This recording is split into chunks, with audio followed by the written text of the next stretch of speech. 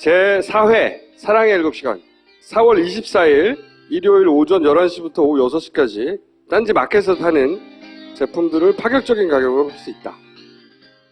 본격 직장인 드라마 공생 대리운전 편. 부장님 가볍게 한잔 하시죠. 나 차 가져왔는데. 아유 착한 콜 대리운전이 있잖아요. 부를 때마다 500원이 기부되는 착한 콜. 딴지가 기부 내역을 검증한 착한 콜 1800-9998 대리운전도 믿고 맡기세요. 꽃 배달은 1800-9222, 퀵 서비스는 1800-9668로 착한 콜 하실 수 있습니다. 당신에게 파인프라는 어떤 치약인가요? 단순히 비싼 치약인가요? 구강관리의 혁신, 잇몸 질환과 구취에서 자유로운 프리미엄 기능성 치약 파인프라로 당신의 치아와 잇몸에 하루 3번 건강을 선물하세요. 딴지마켓에 오시면 파인프라 치약과 파나세아 샴푸, 비누까지 만나실 수 있습니다.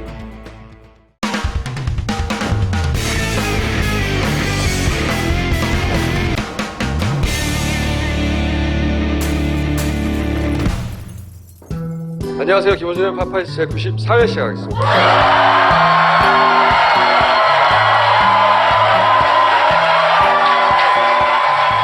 다른 이야기 하기 전에 저는 일단 미안함부터 전하고 싶습니다. 이 종로의 오세훈 후보에게 친구임에도 불구하고 지원 유세를 못 가가지고 이런 결과가 나온 것에 대해서 굉장히 가슴 아프고. 아니 그래도 할 말은 있는 게 우리가 꾸준히 섭외를 했잖아요. 그러니까 나왔어야 해 여기서. 네. 여기 나온 사람들 거의 다 당선 예상이에요 지금. 한 분 빼고.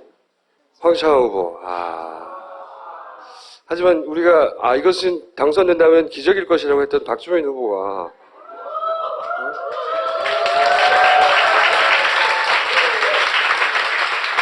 당선 현재 기준으로 유력 상태인 거죠. 아직은 두고 봐야 됩니다. 자, 그러면 오늘 이야기 시작하겠습니다. 종편의 안철수. 제가 오늘 이야기부터 시작해야 될 것 같은데, 저는 안철수 후보에게 자기 정치를 할 수 있는 최소한의 기회를 줘야 된다고 생각했었어요.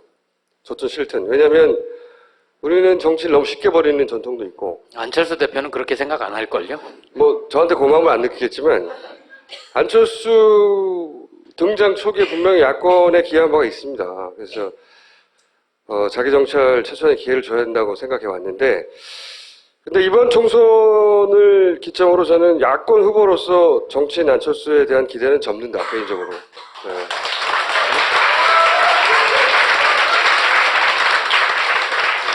뭐 이게 박수까지 실리는지 모르겠는데, 왜 그렇게 생각하냐면, 이번에 국민의당이 호남에서 가장 크게 의지한 것 중에 하나는 호남 홀대론이에요.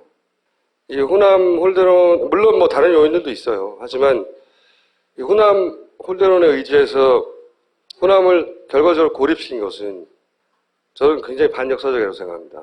호남 홀대론이라는 게 결국은 DJ가 박정희에게 수십 년 동안 당했던 바로 그 방식이거든요. 그 방식으로 호남의 어떤 상처를 자극해서 사람들 마음에 생채기를 내고 결국은 호남을 다른 지역의 평균적인 야권 지지자들의 정서하고 유리시킨 거, 고립시킨 거. 그래서 굉장히 비열한 마타도어 방식이라고 생각해요. 만약에 김대중 노무현이었으면 그랬을 거예요. 이게 정치 지도자로서 자기 존재 가치, 자기 철학을 드러내는 순간이거든요. 김대중이 이제 군사 독재하고 싸우고 불이익을 감수하면서, 또는 불이익을 감수하면서 노무현이 지역 감정하고 싸우고, 그랬던 그 순간 그 가치가 드러나는 건데, 근데 그 호남을 얻기 위해서 너무 많은 야권 지지자들에게 마음의 상처를 줬어요.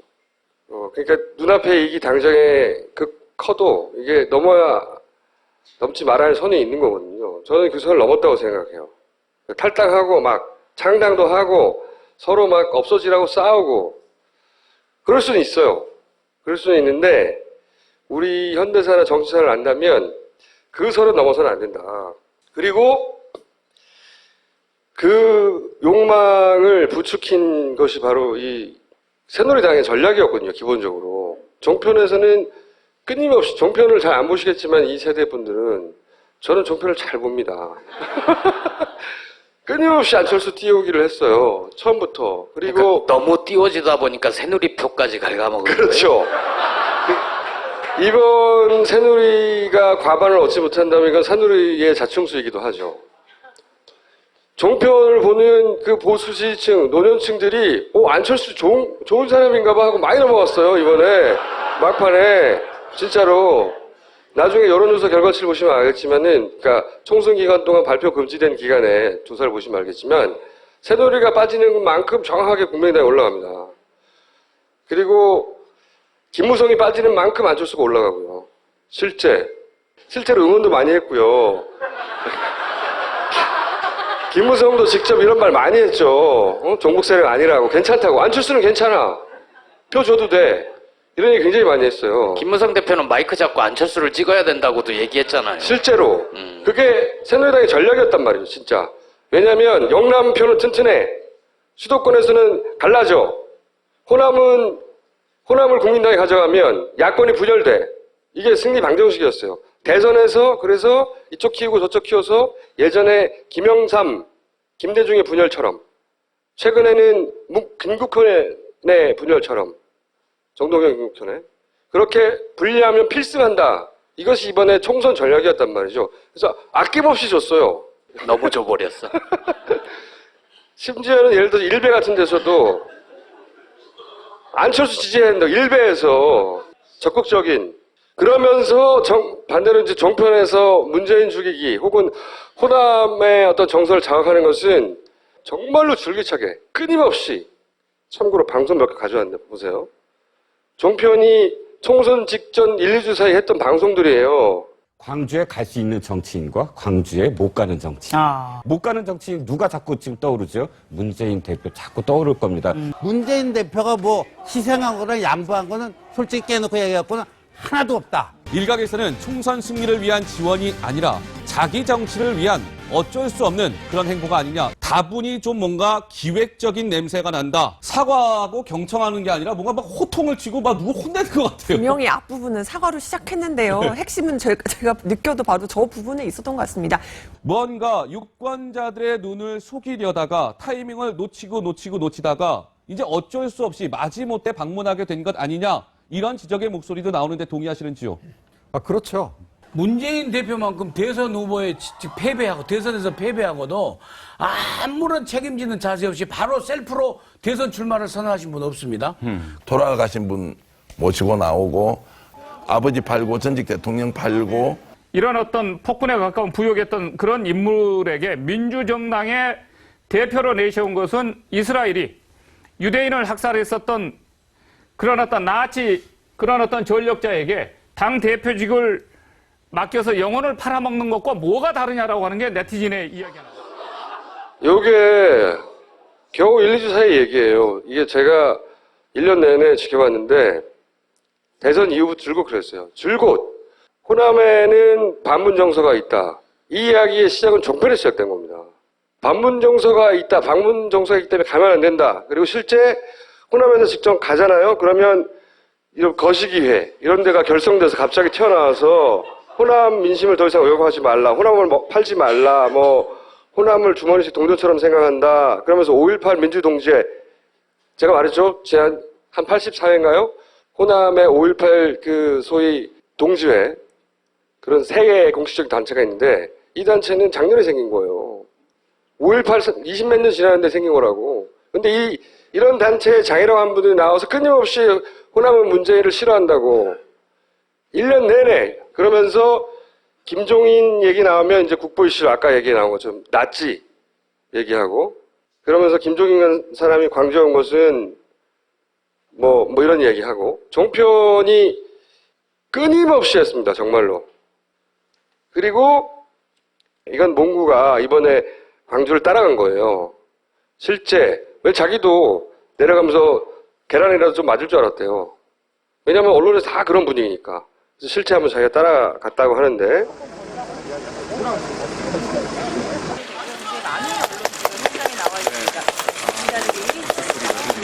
환영합니다. 환영합니다. 환영합니다. 환영합니다. 많은 사회분들이 나와 있습니다.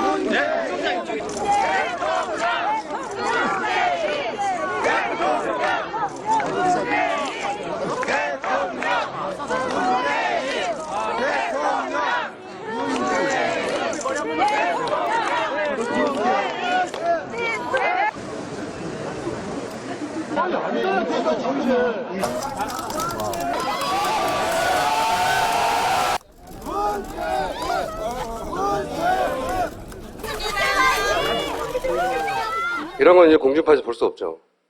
그리고 종편에서 볼 수 없는데, 만약에 거꾸로 이런 걸 1년 내내 내보냈다고 생각해 봐요. 어떻게 됐을지. 문재인의 그 호남 방문 이후 혹은 유세 현장들을 거의 대대로 보도를 안 했는데, 그 영상만을 따로 모아봤어요.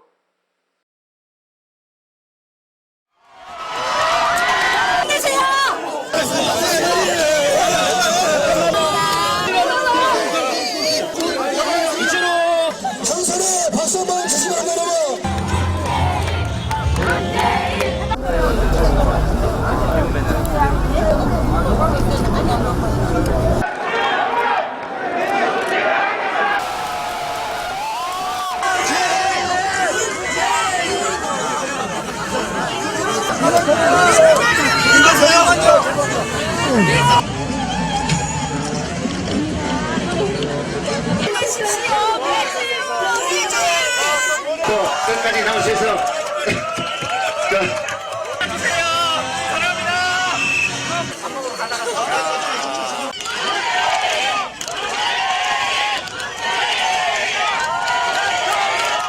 문재인! 문재인! 문재인!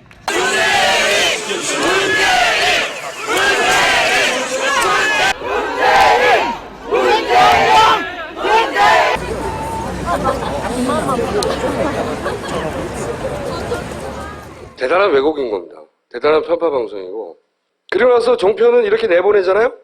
이게 선거법상 문제가 될 것 같아서 그런 건지 이런 방송을 내보내서 인터넷에서는 삭제합니다.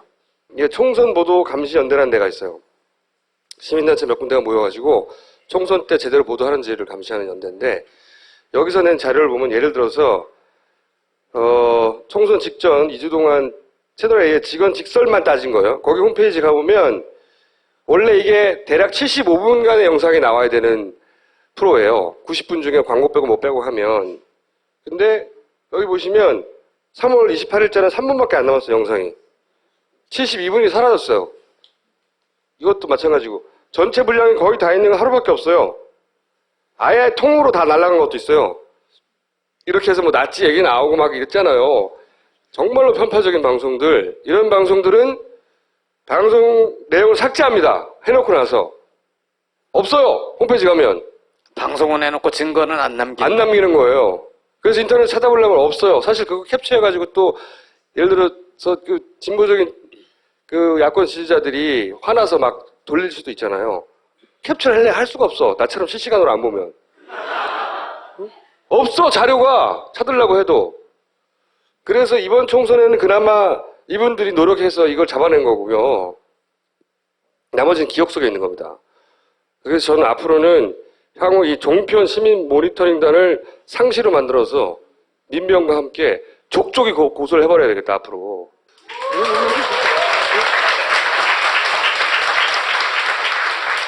방송을 다 녹화를 떠놓으면 되잖아요. 삭제도 볼 수 있게.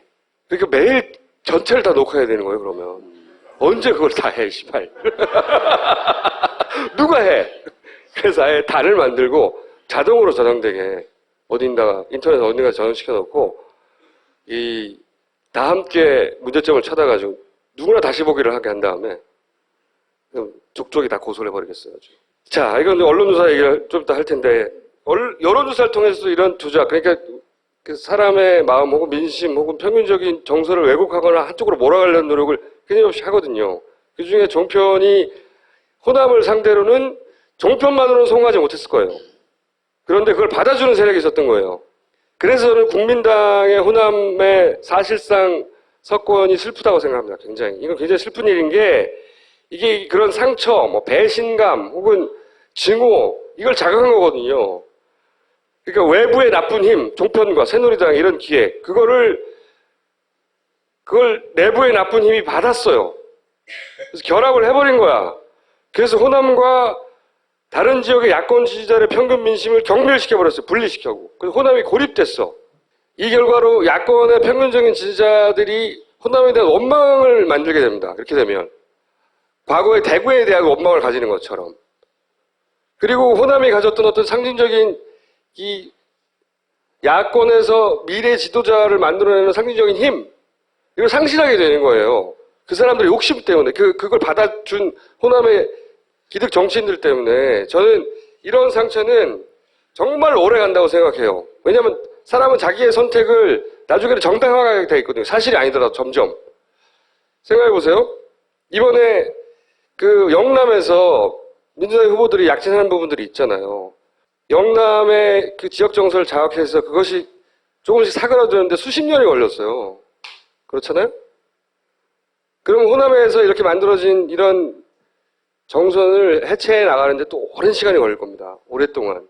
제 생각에는 호남 민심은 좀 잘 들여다봐야 될 것 같아요. 개표방송 결과로는 어쨌든 그렇죠. 광주 8석 포함해서 호남 28석 중 상당 부분을 국민의당이 가져갔다는 건데 그분들이 왜 그런 선택을 했을까? 이거는 그냥 쉽게 생각해서 호남도 이제 당신들 이해관계대로 투표한 거 아니야? 이렇게 딱 잘라서 얘기하기 힘든 대목이 있을 거예요.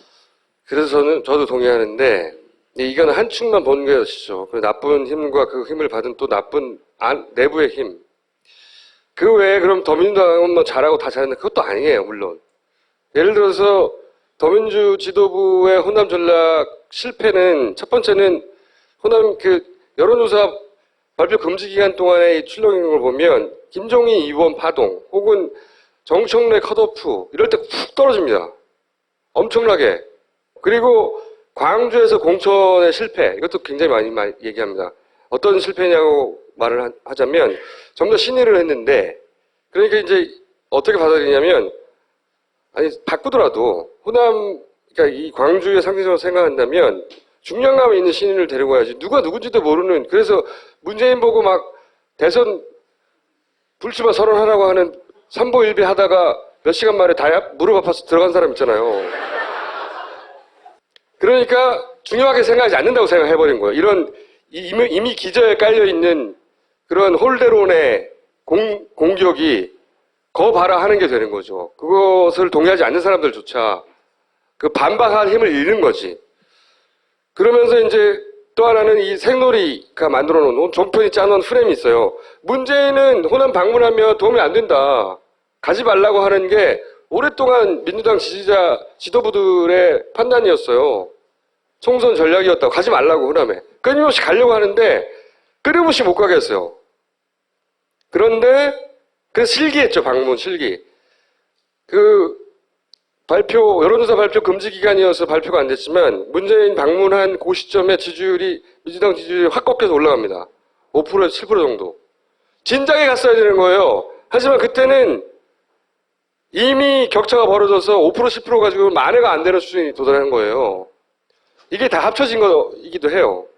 근데 아이러니한 것은 문재인이 혹은 야권에서 어쨌든 그 여론조사 지지율 1위를 하는 후보가 호남에서 쩔쩔매는 모습을 보니까 또 다른 지역의 이 문 지지자를 결집시키는 반작용이 또 생겼어요. 이번 총선을 저는 개인적으로 안철수 중심으로 평가하면 이 보수 확장성을 증명한 동시에 이 진보적 지지자들과의 결별을 초래했다.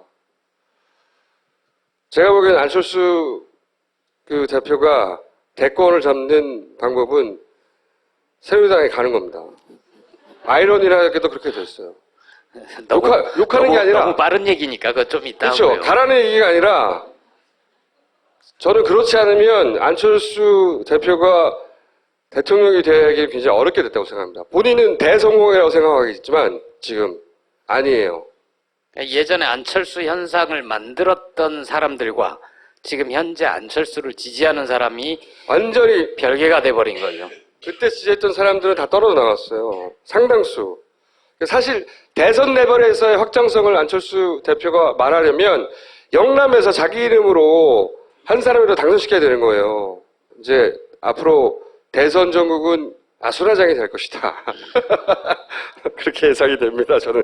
그리고 더불어 문재인 전 대표의 성격상 정말 은퇴해버릴지도 모른다, 이젠. 그러니까 다른 수도권 지역에서의 선전이나 혹은 자신으로 해서 결집된 수도권 지지자들이나 이런 걸 생각하기보다는 어쨌든 말을 뱉었잖아요. 지난주에 박구용 교수가 와서 좀 얘기를 했는데 혼 좀 나야 된다. 예. 근데 혼내다가 사람을 죽이는 수가 있어요. 그렇죠. 그런 꼴이 되는 그 결과를 소위 이제 광주의 진보적인 유권자들이나 호남의 이 전통적인 야권 지지자들이 어떻게 받아들일지는 잘 모르겠어요. 허허, 몸이 많이 허해졌으니 웅담이라도 드셔야 될 것 같소. 아니 이보시오 의사 양반, 곰을 잡는 건 불법이잖소. 뭐하러 곰을 잡으시오? 여기 식물성 웅담, 제주 황울금이 있는데. 제주 황울금? 청정 제주에서 물불 바람을 맞고 자란 제주 황울금으로 가루를 낸 것이니 차를 내 드시는 것은 물론 다양한 요리에도 활용하실 수 있어. 더 드시고 싶으면 딴지 마켓을 이용하시오. 오, 우리 전통 당화 방식으로 만든 울금 식혜도 있었소. 선생님, 인터넷 가입하기가 너무 힘들어요. 아니, 인터넷 없이 살아온 그대를 누가 힘들게 한다는 거예요? 하나같이 자기네 잘난 얘기만 떠들어대니 객관적으로 비교가 안 되어요. 그렇다면 이 얼굴이 나서줘야겠군. 객관적으로 한 방, 경제적으로 또 한 방. 나 백메가가 당신의 통신 상황을 치유해드립니다. 백메가와 상담했더니 전체적으로 그 좋은 기운이 옵니다. 딴지일보 사이트 배너 속 호방한 미소를 클릭하시라. TV조선이든 어디든 종편에 출연해도 절대 욕먹지 않는 평론계 이정격투 평론가라고 보면 이정격투 평론계 1인자 김갑수 선생님을 모셨습니다.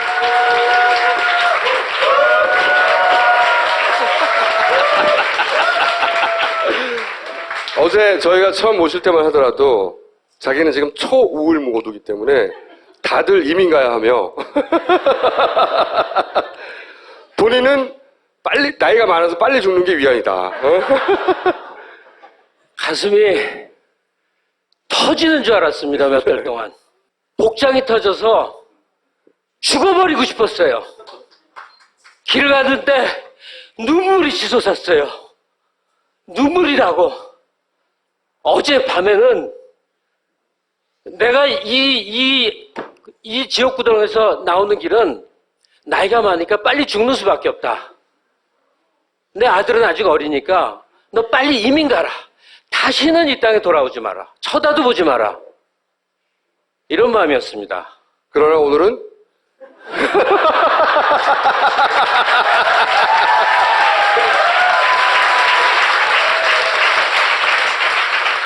제가 음악을 좋아하는 사람인데 데스메탈하고 둠메탈을 합친 소리가 머리에서 계속 비가 모자라 해서 울려왔는데 제가 지금 여러분들이 싫어하는 TV조선에서 2시간 동안 선거 분석하고 오는 길이에요. 바로 기본 보수 쪽의 세팅은 아마 여러분들이 예상한 거랑 다른 쪽으로 갈 것 같고요. 다만 지금 오늘 아직 결과는 안 나왔습니다만 더민주 참패로 끝날 것 같지는 않은데 예상했던 어젯밤까지 그림을 간단히 그려보자면 이렇게 됩니다. 예상한 대로 야권 분열로 새누리가 170석 내외 압승을 해요. 그렇게 되면 호남이 응집한 국민당이 여당과 합당을 하는 겁니다. 아니 그건 웃을 일이 아니라 저는 분명하게 예견을 했어요. 광을 어디다 파는 게 낫냐. 그리고 박지원 씨나 박주선 씨나 이런 몇몇 분들이 계속 해온 말이 있어요. 내각제가 좋다. 이게 뭐냐면 합치면 200석 되니까 이원 집정제 하면 실권 없는 대통령 안철수 주고 그리고 합당을 한 상태에서 이 실권 내각에 곁가지라도 먹을 수 있는 거 아니에요? 호남 다선 의원들이. 그렇게 갖고 광 팔아서 서자 노릇 하려고 결심들을 했던 거예요. 그런데 이번 결과로 보자면 아마 그렇게 안 할 겁니다. 광을 어디다 팔겠어요? 민주당에다 팔라고 하겠죠. 더민주에다가. 그림이 완벽하게 다른 그림이 이제부터 그려지기 시작하는 겁니다. 내려오는데 김청수가 그러더구만요. 이제 아수라장이 벌어질 것이다. 맞습니다. 근데 희망을 갖고 있는 아수라장이죠. 그렇게 쳐다보게 됐습니다. 안녕하세요. 김갑수입니다.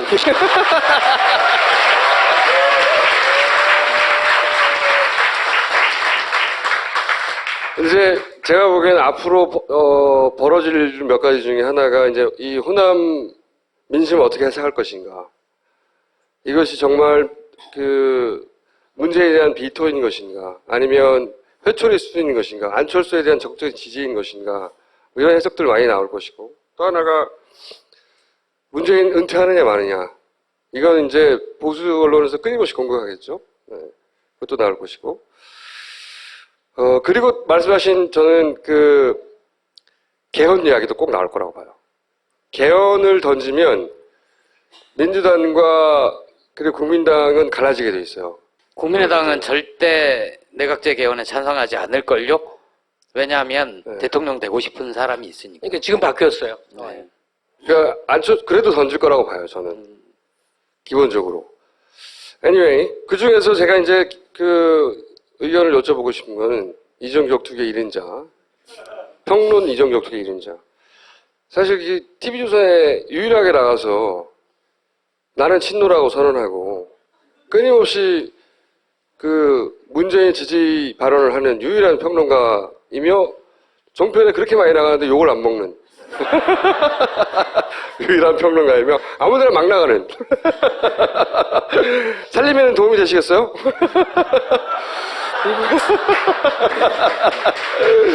저는 네. 다른 출연자보다 공 하나 정확히 더 받고 나갑니다. 그래요? 근데 거기서도 구색을 맞춰야 되니까 누군가 불러야 되는데 잘못 불렀어. 오늘도 네. 내 그 앞자리에 조갑재 씨가 발언 중에 문재인을 지지하는 극좌파들은 이 표현을 써요. 극좌. 네. 저는 단 한 단어도 안 참습니다. 그때부터 프로그램이 개판이 나버렸어요. 극좌파요? 극좌파요? 극좌파가 누구죠? 어떤 사람이에요? 극좌파 말해보세요. 그러니까 뭐 사회자 그 잘생긴 사람 누구야? 그 저 판 진행하는 사람이 윤종호인가요? 예? 윤종호? 아니 그 판이라고 왜? 그렇다고 치고 그거 아는 잘생겼다. 출연자라. 뭐 수습을 해요. 그래서 이 얘기가 흘러서 그 선생님 같은 그분은요, 그랬더니 대한민국에 그분은 단 한 명도 없습니다. 또 이래요. 제 얘기는 그거예요. 내가 누구를 사랑하고 자기 신념이 있으면 어떠한 경우도 참지 말아라. 그리고 내 의견을 돌려서 말하지 말아라. 상대방에게 동의를 얻기 위해서 이리 돌리고 저리 돌리고 선한 척 하지 말아라. 있는 그대로 말해라. 강하게 말하고 때로는 야비해질 필요가 있다. 라고 생각을 하는데 그게 종편 액세서리로 좋은가 봐요. 거기서도 그러니까 이제 김갑수 선생님으로 컨퍼런스를 하는 거예요. 이렇게 한참 편향되어 있는데 김갑수 선생님이 이렇게 막 거기서 7대1, 8대1로 싸우거든요, 보통. 저는 조갑재 씨 얘기가 이해가 가요. 자기가 봐도 자기 오른쪽에 아무도 없거든요. 그러니까 왼쪽은 다 저 멀리 보이니까 극좌인 거죠. 그분은 거짓말할 사람이 아니에요. 저는 묻고 싶은 게 이제 내일 언론들은 대체로 다 그런 걸 물었을 거란 말이에요. 대이변, 뭐 심판론 통했나, 민심은 무서웠다 이런 게 나갈 건데 16년 만에 여소야대 라고 얘기할 수 있습니까? 선생님 말씀대로라면 이게 애매한 거잖아요. 일단 제가 그 말을 받아서 강조하고 싶은 건요. 앞으로 종편을 포함해서 보수 세력이 강조할 것이 무엇이냐 하는 거예요. 우리가 스스로 인식해야 될 거는 이건 야권의 승리가 아닙니다. 여권의 패배예요. 근데 새누리당의 과반 미달로 새누리당이 국민의 심판을 받은 일이지 야권이 전열을 정비해서 여권을 이긴 선거가 아니란 말이죠. 만약에 분당되지 않고 더 결집을 했더라면 야권이 이번에 170, 180석 먹었겠죠. 승리하지 않았어요. 다만 이제 전열을 정비할 수 있는 교두보가 마련이 되고 그리고 여권이 기세등등하던 게 이제 재편될 위기에 처하고 여러분들 지금 우리가 여당으로 분류하는 게 하나의 당인 경우가 얼마나 있었어요. 항상 국민당도 있었고 그전 정주영 국민당도 있고 호남 자민련도 있었고 뭐 이회창이 만든 당이 뭐죠? 선진당 그런 당도 있고 뭐 이름 굉장히 많죠. 늘 여러 갈래로 나뉘어 있기 때문에 지금 이것은 신사당 체제로 흐름을 보이고 있다고 저는 봐요. 여권이 분당될 확률도 상당히 높습니다. 원래는 이 결과가 아니었다면 신3당 합당이었을 겁니다. 신합당, 3당 합당은 뭐냐면 새누리와 호남이 하나의 당으로 합쳐버리는 그 과정이죠. 그걸 볼 뻔했는데 다행히 지금 그렇게 될 확률은 적습니다. 어쨌든 첫 번째 국민이 새누리의 정책 기조, 즉 박근혜 정권에 대해서 심판을 내렸다. 이거 하나를 명확히 해야 된다. 이렇게 생각을 합니다. 그 국민당 호남 석권에 대해서 어떻게 해석하세요? 호남의 뭐 문재인 홀대론이나 그것이 어떻게 만들어졌는가에 대해서 제가 주구장창 주장했는데 어쨌든 결과로서 이제 호남의 위상 혹은 뭐 호남 홀대론이 가야 뭐랄까요? 어떻게 해체해야 하는 것인지. 제가 지난주 파파이스를 봤는데 전남대 철학과 교수분이 하나 오셨죠? 네. 그분이 정답을 다 말했는데 아직도 이상해요. 호남이 소외감과 박탈감과 분노를 갖고 있는 건 현실적 사실 아니에요. 네, 그렇죠. 그걸 부정하면 아무것도 출발되지 않죠. 그리고 그것은 아주 뿌리 깊은 내력을 갖고 있습니다. 가령 저를 예를 들면 저는 마음의 고향이자 실제 부모의 고향이 이북이에요. 그러니까 평안남도 강서인데 지역 감정이란 걸 느낄 여지가 별로 없는데 여기 오는 택시에서 택시 기사가 그 말에 저는 충청도 사람인데 노웅래를 찍어서 좀 그렇다 찝찝하다 그런 얘기를 해요. 내가 어디서 태어난 거하고 내가 지금 어떤 정치인을 지지하는 게 왜 관계가 있지? 그러나 그렇지 않더라고. 특히 호남 타고 있는 관계 이렇게 만들었죠. 예. 근데 호남이 갖고 있는 분노와 박탈감이라는 실체가 당연히 박근혜를 향해서 보수 여권을 향해서 치밀어야 되는데 그게 이상하게 휘어서 현재 문재인에게 와 있죠. 왜 문재인에게 와 있냐고 따지면 안 되죠. 새누리당 김무성이나 이 늙은 의원들이 뭐 잘못했습니다 하고 엎드려 절을 해요. 그럼 쇼한다고 그러죠. 그런데 표가 나와요. 왜 그럴까? 새누리당 지지자들은 그래요. 저거 쇼하는 거 알아. 하지만 저 높고 대단한 사람들이 저렇게라도 해줄 때는 하고 마음이 풀려요. 내가 문재인 대표였다면 이 모든 갈등이 그전부터 있다 하더라도 폭발된 거는 새정치연합 대표 경선 때 벌어진 거 아닙니까? 그렇죠. 예, 박전하고 결정적으로 해서 호남 사람들 이건 이제 더 이상 내 당이 아니야 이랬다는 거 아니에요? 본인이 당선되기 위해서 적극적으로 활용했죠. 호남 홀대론과 그 얘기를 다 끄집어냈어요. 아니 박지원이 혼자 떠들어서 그렇게 되는 게 아니라니까요. 호남 사람들이 옛날부터 마음속에 그런 응어리가 있는데 끄집어냈다고 제 말은. 왔다니까요. 그러니까 제가 문재인이었다면 이게 얼마나 심각한 문제인지를 첫째 깨달았었어야 돼요. 맞는 이야기인데 이게 호남에서 자라고 호남의 정서를 쭉 접하면서 젖어 있지 않으면 대단히 이해하기 힘들어요. 근데 그걸 이해를 못하면 정치 리더가 될 수가 없죠. 그것도 동의합니다. 네.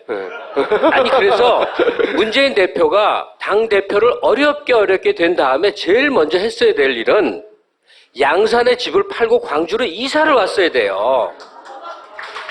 그죠? 아니 뭘 박수를 치고 그래. 종편에선 쇼라고 하겠죠? 그러나 광주나 전라남북도의 도민들은 그렇게 생각을 해요. 오죽하면 우리 마음 살라고 저 짓까지 하냐. 아이고 쯧쯧 불쌍해 하면서 받아준단 말이에요. 그거를 맨날 며칠 몇 달 계속 했었어야 된단 말이죠. 종편만큼 집요하게. 전 문재인 대표가 아니했다고 생각해요. 정말 아니했던 거예요. 이걸 이렇게 추스릴 줄 몰랐던가 하고 사태가 여기까지 온 데에 대해서 문재인 대표 책임론을 묻는다면 그 정서적 차원에 대해서 둔감했거나 아니했거나 무대책이었어요. 이 부분은 그건 제가 좀 아는데 궁금해했어요. 끊임없이. 근데 잘 이해를 못했어요. 그 양반이 가지고 있는 한계이기도 한데 이게 논리적이고 합리적으로 설명이 안 되는 거야. 그러니까 끊임없이 물었대요. 물었는데 잘 이해를 못한 거예요. 살아야 돼요, 거기 가서. 살아야 돼요. 뭐 부동산 하세요, 거기서? 그거 하나 여쭤볼게요. 조심스러운 가설일 수 있는데 오늘 총선 결과와 이어서 보자면 문재인은 문재인이고 우리는 민주당이 싫다, 더불어민주당이 싫다 이쪽에서 일당 독재를 해온 거잖아요. 호남에서 사실상 더불어민주당 이어가지고 계속 거기서는 하나만 나왔었고, 근데 이번엔 신상이 생긴 거란 말이에요. 좀 다 투표를 통해서 혼내줄 기회가 생긴 거죠. 활용하고 싶지 않았을까요? 그러니까 무당파들 또는 새누리에 실망한 사람들이 국민당으로 일부 갔을 것이다. 네. 있었겠지만 그 비중은 사실은 직접 선거 전에 들어갔을 때 잘 설득할 대상이지 우리가 집중적으로 공략할 대상은 아니라고 생각해요. 과거 YS가 단기 필마였는데 당을 다 재건해갖고 나중에 대통령까지 먹는 과정을 보면요. 선명성만큼 중요한 게 없습니다. 사람이 확 붙게 되니까 지금 말씀하신 대로 민주당에 뭐 실망을 했다 등등 이런 사람들은 언제 어떤 경우에도 실망을 하고 언제 어떤 경우에도 불평하다가 투표 안 하는 사람들이에요. 그러니까 지금 국민당에 가 있는 주류는 압도적으로 호남 분들이라고 보는 수밖에 없죠. 안철수 대표의 이번 이 총선 과정에서의 모습은 어떻게 평가하십니까? 개인적으로 일단. 뭐 개인적인 게 아니면 어떤 걸 거예요? 종합적도 있고요. 우주적도 있고요. 우주적으로 좀 얘기해 보겠는데 여러분들은 좀 비슷한 분들이 앉아 있을 거라고 생각을 해요. 김대중 대통령을 존경하고 노무현 대통령을 사랑하고 그걸 계승한 문재인에게 기대를 걸고 있는 사람들이 다수일 거라고 생각을 해요. 왜 그러죠? 잘생겨서 그래요? 그러는 사람들도 친척이에요? 있어요. 왜 그럴까 한번 생각해 봅시다. 우리가 그분들에게 지지를 보냈고 그분들에게 뜨거운 마음을 담아서 잊지 못해하는 그 모든 것의 배경은 역사가 있어요. 역사의 맥락이 있다니까요. 그 맥락 속에서 자기 존재들을 자리매김을 했고 투쟁을 했고 고초를 겪었기 때문에 우리가 지지하는 것이지. 그러면 그쪽이 아닌 데 있는 사람들을 들어봅시다. 박찬종, 이인재, 문국현, 그리고 안철수. 이분들은 역사의 맥락이 아니라 그 바깥에서 뜬금없이 대중의 인기를 사서 확 해서 자기 욕망에 의해서 뭐 한 자리 해보려다가 쓰러진 존재들이에요. 안철수 대표는 안 쓰러졌어요, 지금. 쓰러졌죠. 왜냐? 제가 용서하지 않을 거거든요.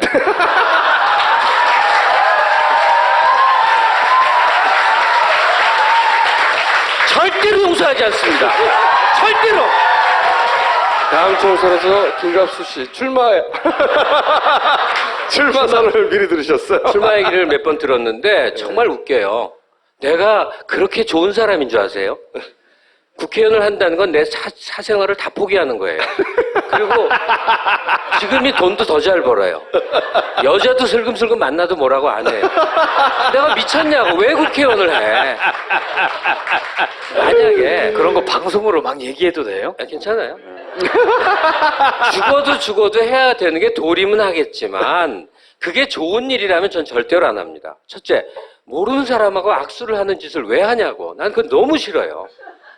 그래서 사생활이 훨씬 중요하기 때문에. 그런데 그냥 좀 공허한 얘기일 수도 있는데 제가 어쩌다 강연 같은 걸 해요. 그러면 항상 주장하는 게 내가 어찌어찌해서 21세기에 살게 됐지만 나는 이 21세기가 너무 싫다. 나는 20세기에 살 것이다. 그리고 생각보다 오래 안 살 거야. 이제 58세인데 조금 더 견디다가 빨리 갈 거예요. 제 계획이에요. 그러나 내 마음과 글쎄요. 지켜보겠어요. 나는 20세기에 살 거라는 생각을 너무나 많이 하는데 그게 단순한 노스텔지아가 아닙니다. 왜냐하면 우리가 공부한 인류의 대부분은 귀족정이었어요. 왕위 위에 있든 뭐가 있든. 즉 소수의 사람이 다수의 사람을 부리고 사는 게 당연한 역사였어요. 귀족정은 왜 가능하냐면 그 귀족이 있는 게 당연하다고 생각하면 귀족정이 존립하는 거예요. 그 귀족정이 지금 없어졌다가 100년 만에 다시 생기고 있어요. 과거는 신분귀족이었는데 지금은 경제귀족이에요. 흙수저 어쩌고가 그건데 만약에 지금 경제귀족, 즉 돈을 많이 소유한 사람이 모든 걸 갖는 걸 그건 당연하지. 저 사람은 있는 사람이니까. 저 사람은 재벌 오너니까. 저 사람은 3대가 그렇게 부자니까 라고 인정을 하면 드디어 계급체제가 완성되는 거예요. 즉 귀족 사회가 다시 완벽하게 도래하고 있더라고. 저는 그런 세상에 살기가 싫어요. 인류사의 딱 1세기 동안 귀족이 없는 사회, 대중의 시대를 살아봤어요. 그게 20세기예요. 그랬더니 어떤 일이 벌어졌냐면 대중이 풍요로워져 봤던 거예요. 중산층이 그때 처음 생긴 거예요. 대중이 인류 역사상 최초로 여행도 가고 무슨 여러 가지 인간의 재반 권리도 누리고 자유로워 받고 경제적 지위를 누렸던 유일무이한 지난 100년 동안이 혁명, 내란, 대전, 카타스트로피 온갖 일의 과정 동안에 형성이 됐다가 지금 다시 붕괴되고 새로운 귀족정으로 들어가고 있어요. 왜 이렇게 거창한 얘기를 했냐면 우리가 사랑하는 사람들은 20세기에 추구했던 가치, 공화정의 가치, 민주주의의 가치 뭐 이런 것 때문에 자기를 던졌던 사람들이에요. 그게 김대중이고 노무현이고 문재인이에요. 그 가치의 실현의 과정에서 정말로 삽 한 번 보탠 적이 없는 뜬금없는 사람이 대중의 인기를 토대로 해갖고 그 아장아장 걸어다니면서 뭐뭐 할 거예요. 아장아장 너무합니다. 아장아장. 더민주는 조폭이에요. 정말로 용서가 안 됩니다. 거기에 휘둘린 분들에 대해서도 그렇지만 휘둘린 사람들은 언제나 그래요. 제가 당이 중요하다는 얘기를 항상 하고 느끼게 되는데 동일한 사람이 우연에게 친구 따라서 민주당으로 갔을 때와 우연히 친구 따라 새누리당 의원이 됐을 때 정반대 얘기를 하게 됩니다. 그래서 당이 중요한 거예요. 그런데 그분은 정말로 한국 역사에 대해서 조금이라도 이해하는 바가 있을까?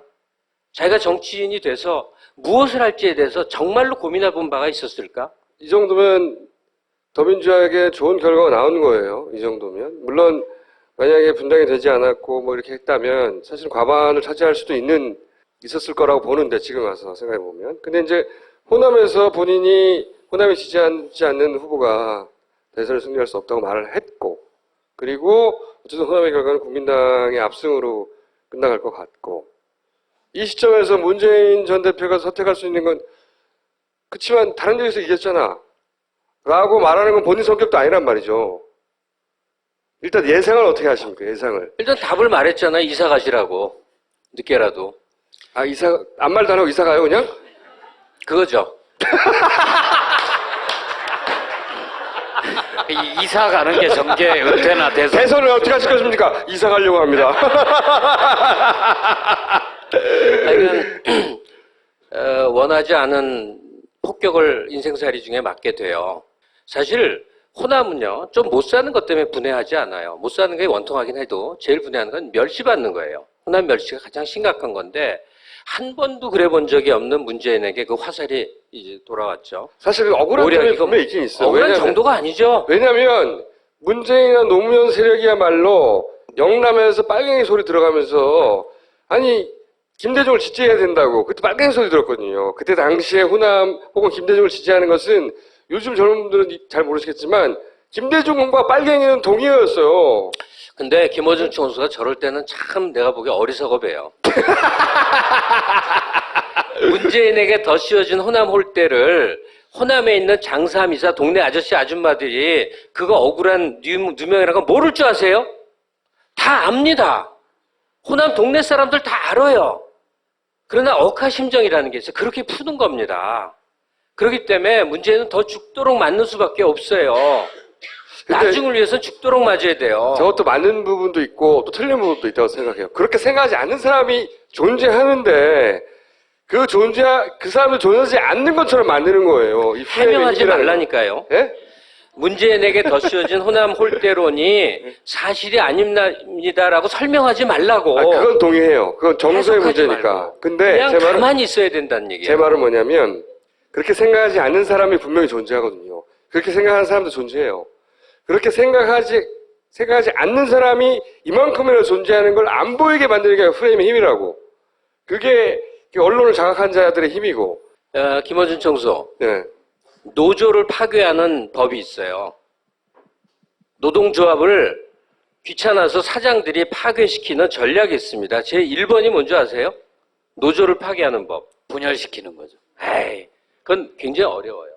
제 1번은 사장이 노조한테 매맞는 겁니다. 직접적으로 이 드럼통에 넣어서 굴리게 하든지 뭘 던지게 맞게 하든지 흥분한 강성 노조가 이성을 잃고 행동을 해서 그 업주가 죽도록 한번 봉변을 당하면 그 다음엔 대세가 확 바뀌게 돼요. 여기까지만 말하면 방법이 충분히 설명이 그래서 됐다고 이제 생각해요. 문재인 대표가 드럼통에 들어가가지고 무동산에서부터 막 굴러가지고 여기저기 부딪히고 그러는 거잖아요. 아니요, 호남 분들이 강성 노조란 뜻은 아니지만 누군가에게 지금 이용되고 있어요. 저 해법도 맞아요. 정서를 해결할 수 없다는 것도. 그런데 그렇게 이렇게 쩔쩔매거나 두드려 맞는 모습은 어떤 또 한편의 상처를 주냐면 그 문재인을 사랑하거나 지지하는 사람들에게 또 상처를 줘요.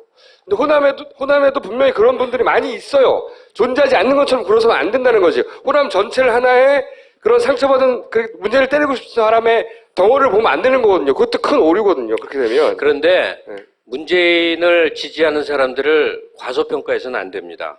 그 사람들이 뭐 친노라고 표현이 되든 뭐라고 표현이 되든 좋은데 어떤 사람들이냐면 노 대통령 돌아가셨을 때 시청 앞에서 죽도록 울었던 사람들이에요. 그 사람들은 자기 생명이 있는 한 안 변합니다. 그 사람들이 500만이에요. 죽어도 안 변합니다. 친노 맞네, 친노 맞아. 네. 선거와 관련해서 자 구도, 인물, 환경 세 가지 봅시다. 이거 지금 결판 났어요. 구도는 야권 분열이에요. 다 망할 줄 알았어요. 인물 봅시다.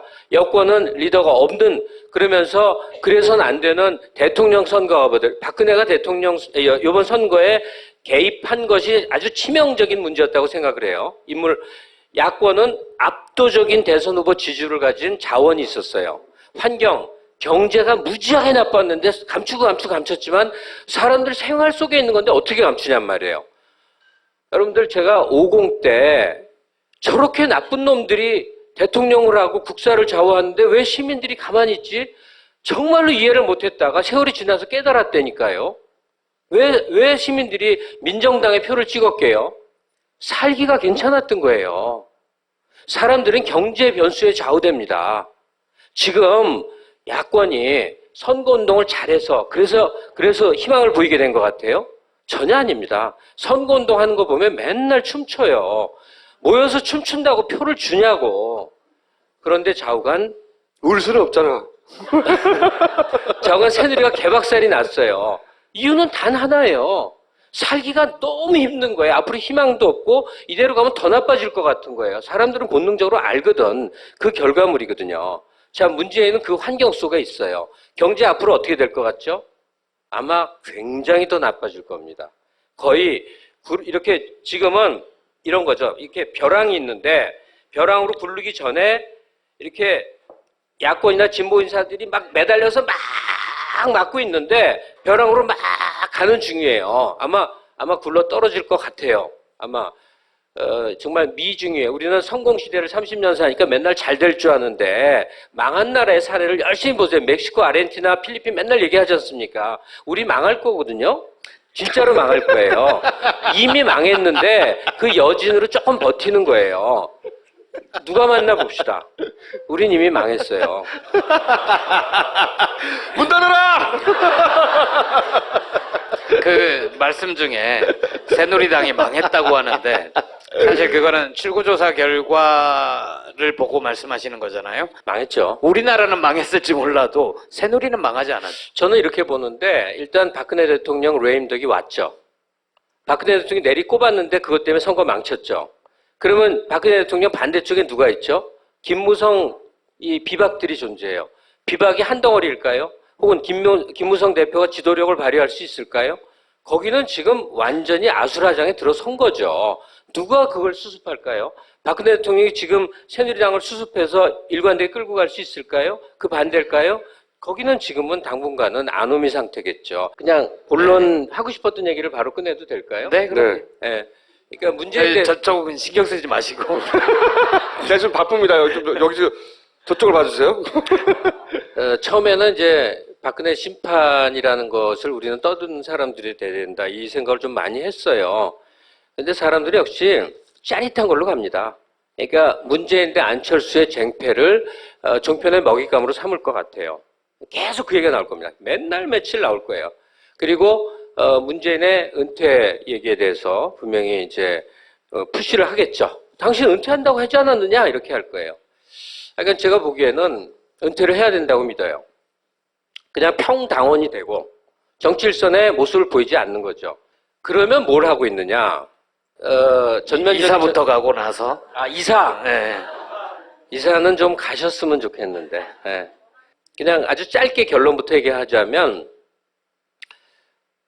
다시는 안철수 당과의 합당 과정에서 애쓰는 모습을 보이지 말아달라.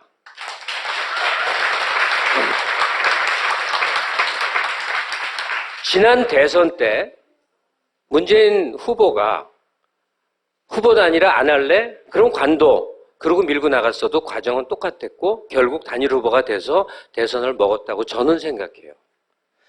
우리는 결기 있는 지도자를 원해요. 죽음의 사선을 몇 번이나 건너든 문재인 대표가 고생 별로 안 했어요. 김대중 대통령 고생한 거 잘 아시잖아요. 노 대통령은 목숨까지 내놓은 사람이에요. 그러니까 문재인 대표가 지금까지 한 고생 정도는 고생으로 볼 것도 없는 거고 본인이야 힘드시겠지만 그렇게 해서 또 우리가 단련시켜 나가는 건데 이제부터 뭘 하실 거냐 하는 건데 더민주의 연장에서 활동하지 마시고 야권 전체를 아우르는 행보를 보일 수 있어야 될 겁니다. 더민주, 국민의당, 정의당 사이를 보폭을 넓히는 거예요. 어쨌든 야권 전체를 아우르는 행보를 보이는 리더십, 그러니까 리더로서의 행동인데 너무 나서지 않게, 너무 드러나지 않게 하여간 두 가지 과제에 대해서 자기 목소리를 쌓아가야 된다고 생각해요. 기질에는 안 맞을지 모르지만 그 두 가지는 뭐냐면 제가 역사의 물결 속에 있다고 아까 말씀드렸잖아요. 이 DJ나 노무현 대통령이나 이제 우리가 역사를 풀어야 가는 사람들이 있어요. 이 귀족정을 공고히 하려는 새누리와 그 주변부의 사람들이 있는 반면에 그 반대쪽에 있는 사람들은 그걸 깨는 사람들이에요.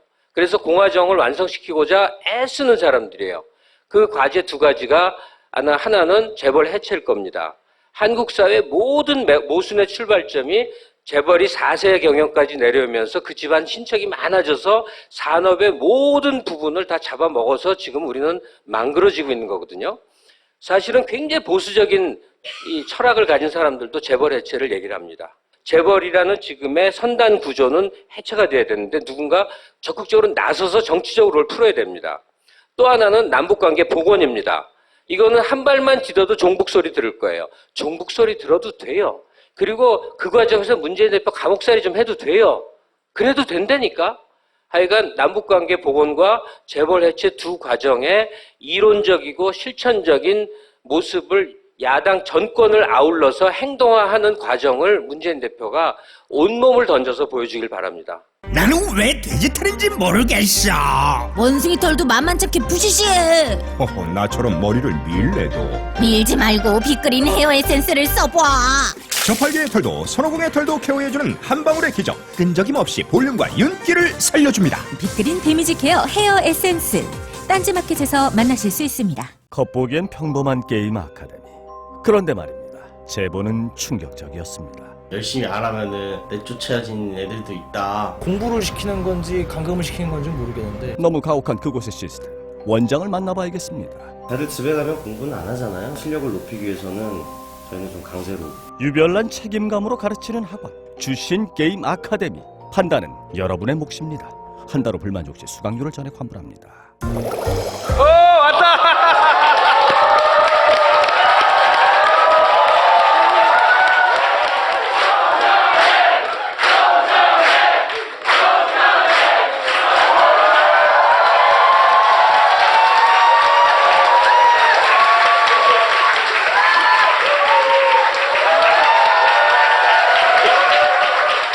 안녕하십니까. 저는 정청래입니다. 우리가 유세 내내 이러고 다녔어요, 둘이. 한 닷새 전 정도부터는 이게 반응이 오기 시작해요. 일주일 전이었나? 어디 이렇게 골목골목 유세를 하는데 정말 그 뜨거운 열기가 이렇게 전해지면서 이게 우리가 되겠구나라는 생각이 들었었습니다. 이제 인터뷰는 항상 똑같이 얘기를 했습니다. 저는 정청래 의원 때문에 당선이 됐어요. 네. 제가 의정이나 이런 거는 뭐 제가 알아서 할게요. 제가 보기에 서울시에 오늘 뭐 반응 굉장히 좋지 않습니까? 지금 이런 우리 당선 이제 자수도 많이 늘었고, 근데 그 중에 한 서너 석은 정청래 의원 덕일 거예요. 아슬아슬한 순간에 붙은 사람.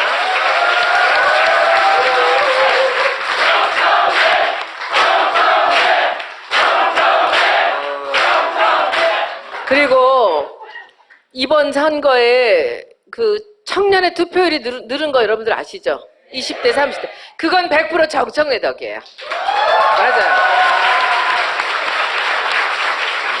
정청래 의원을 돕던 그 보좌진들, 비서진들, 시의원, 구의원들이 한 30명 가까이가 저한테 붙었어요.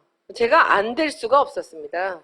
그리고 시키는 대로만 했어요. 어떨 때는 여러분들이 그 장면을 보셨으면 진짜 이거 코미디인데, 유세차를 타고 밤에 오밤중에 9시가 넘어서 골목길을 들어가요. 앞에 맥주집에 사람이 많이 앉아있어요. 그러면 마치 앵벌이에요. 나보고 내려서 들어가세요. 그래요. 그럼 저는 내려요. 자기 혼자 유세차 타고 저는 정청래입니다. 손혜원을 부탁합니다. 그럼 저는 들어가서 껌파리 소녀 아시죠? 그걸 가서 그 술 마시는 사람들 앞에서 저 손혜원입니다. 잘 부탁합니다. 여기다 어깨띠를 두르고, 그럼 밖에서 마이크 들고 있다가 안에 재밌을 것 같으면 튀어들어와요. 그리고 거리를 누비고 다녔어요. 그런데 굉장히 재밌었어요. 그래서 이제 좀 할만하니까 끝나네. 그러니까 저희가 예상했던 것보다 더 큰 표차로 이겼습니다. 이긴 이유가 저는 사실은 7% 정도로 이길 것 같다 하는 감을 갖고 있었는데 한 14% 이렇게 이겼거든요.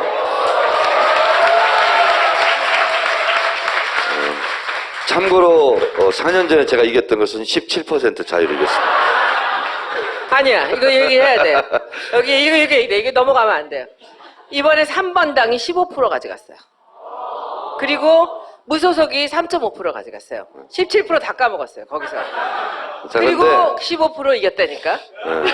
그런데 이제 저희 서울 지역 중에서도요, 저희 마포홀이 유독 투표율이 높았습니다.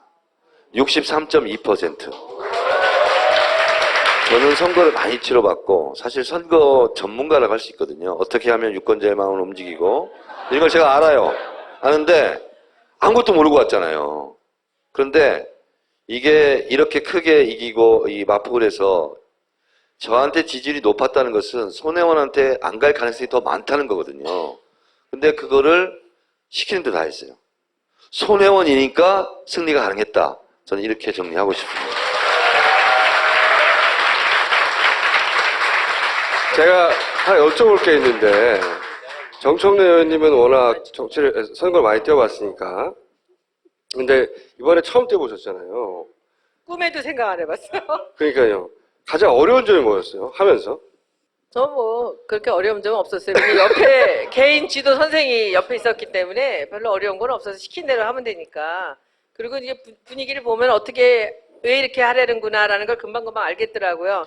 단 한 가지 어려웠던 건 잠을 못 자니까 하루에 뭐 한 4시간 이렇게 원래 잠을 7시간 이상 자주 해야 되는 분이에요. 저는 정말 잠꾸러기거든요. 근데 그냥 거의 25일 동안은 그까짓 거 뭐 못하겠습니까? 그죠? 그리고 그 김갑수 선생님에 대해서 어떻게 생각하세요? 아니 들어오시면서 들어오셨는지 모르겠지만 안 계신 줄 알고 손혜원 후보는 개인적으로 사귀고 싶어 그랬었거든요. 제가 누나 아닌가요? 그런 걸 더 좋아해요.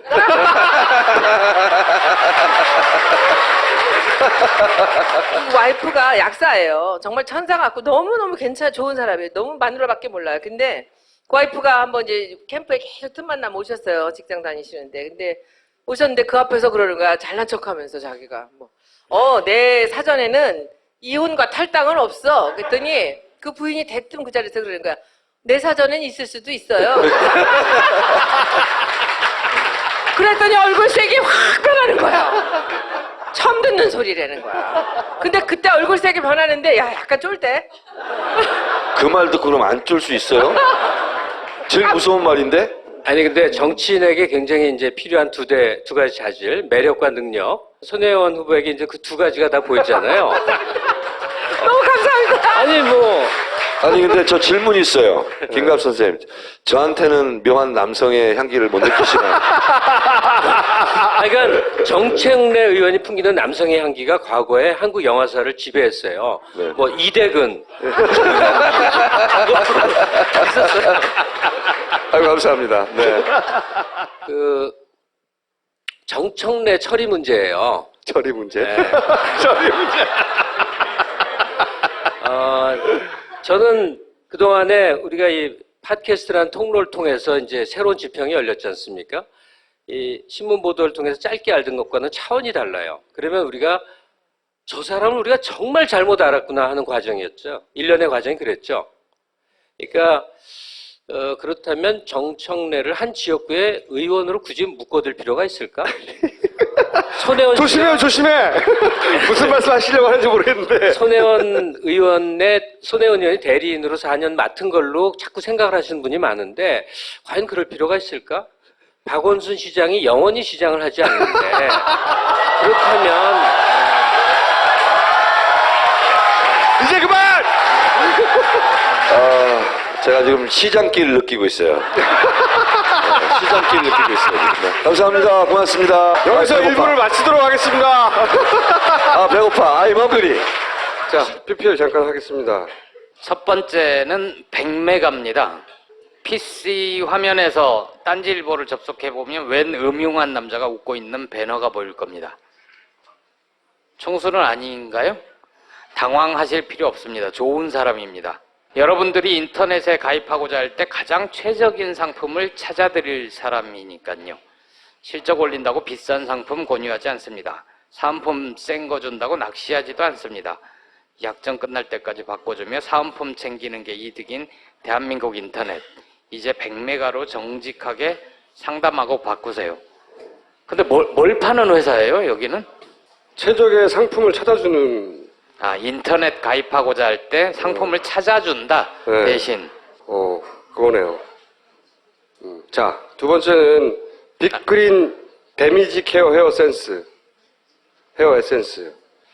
이거 뭐 2주인가 3주 쓰면 확실한 효과가 난다고 그래서 제가 말도 안 되는 소리라고 PPL 하면서 몇 년 전부터 얘기했는데 그랬더니 효과를 볼 때까지 계속 광고한다고 해서 사실 지금 딴지마켓에서는 가장 많이 팔리는 제품 중에 하나가 됐어요.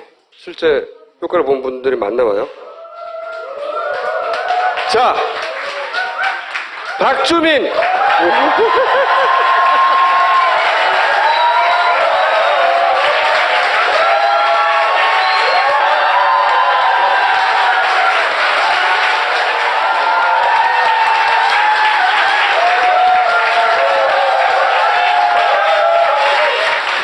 이번 총선 최고의 기적이죠.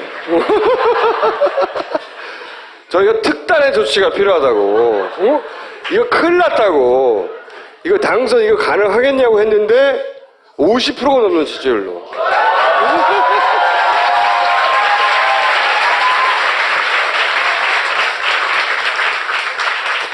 최종 득표율이 얼마나 됐어요? 지금 제가 사실은 불안한 게 개표율이 많이 안 돼가지고. 당선 유력이구나 아직. 네, 맞습니다. 당선 유력 상태. 50%가 넘어갔기 때문에 사실은 대부분 뭐 당선 확실이라고 뜨고 있는 상황이에요. 소감이 어떠십니까?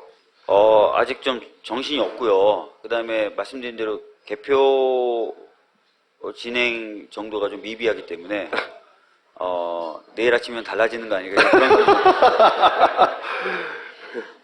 자, 당선이 됐다고 생각하고 만약에 낙선되면 저희가 다 편집할게요.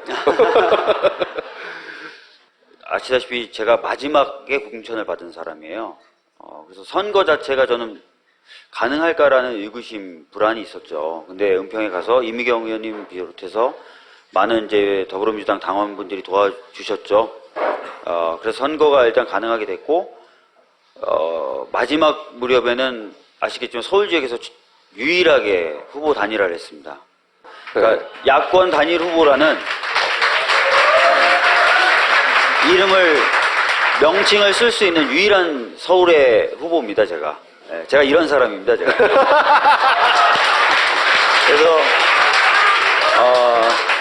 마지막에 이제 제가 어제 말씀드린 거 이미영 의원이가 더불어민주당 당원 동지들 때문에 걷지도 못하던 애가 걷고 뛸 수 있었고 마지막에 후보 단일화를 통해서 날개를 달았다, 날 수 있게 됐다라고 말씀을 드렸습니다. 그래서 굉장히 좋은 분들을 많이 만났고요.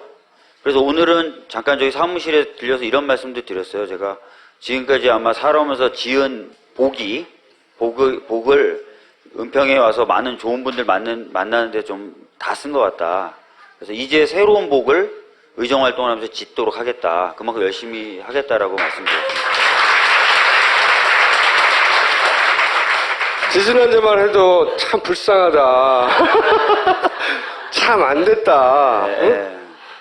저 뭐 어떻게 되겠나 싶었는데, 그죠? 제가 어제 그 마지막 명함을 나눠주는 유세 현장에 갔었어요. 밤 12시쯤에. 좀비 상태가 돼가지고. 그러면서도 내가 당선될 거라는 생각을 별로 안 하신 상태더라고. 그죠? 맞습니다. 어제까지만 해도. 왜냐면,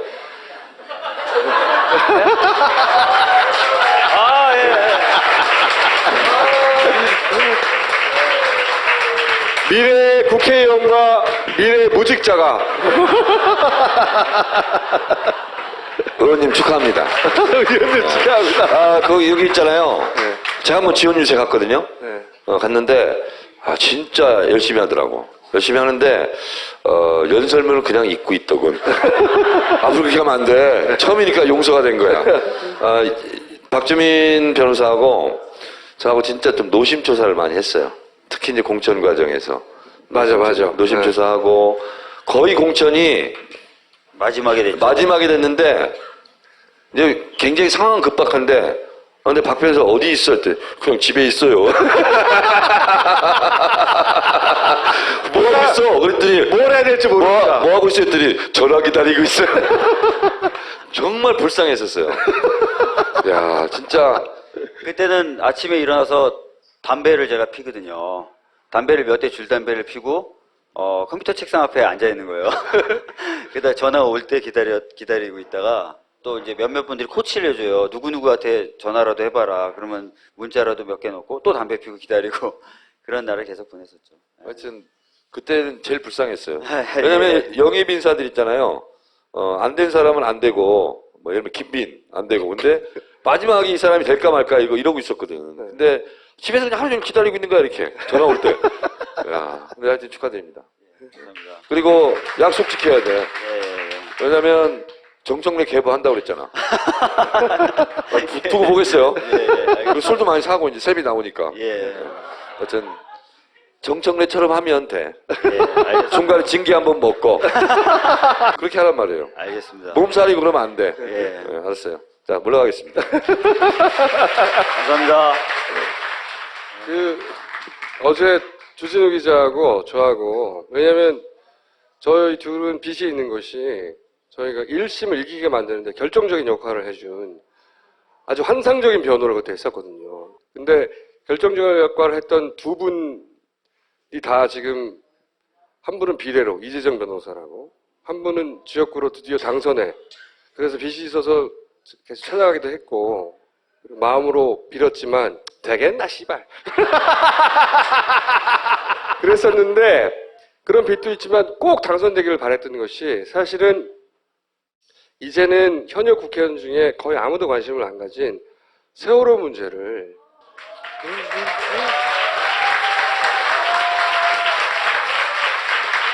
세월호 문제에 관한 한 사실은 가장 최고의 전문가예요, 실제로. 그리고 세월호 문제에 관해서는 그 유가족 분들이 처음부터 믿고 의지한 유일한 분이거든요. 그런 분이 국회에 들어간 것이 너무 반갑고, 그리고 거리의 변호사라고 불렸지만 이젠 드디어 이제 여의도에 입성한, 가장 많은 헌법소원을 해서 대부분 다 실패한 변호사이기도 하고, 고마워요 사람들한테. 박주민을 알아봐 준 거에 대해서. 사람들이 모르는 척 했는데 알아봐 줬던 거거든요. 어제도 사실 혼났어요. 어제도 이제 후보집에 들어갔는데 막 나가라고 소리를 지르시는 거예요, 한 분이. 근데 알고 봤더니 왜 그러시냐고 그랬더니, 왜 그러시냐 그랬더니, 박주민이 자기는 싫다.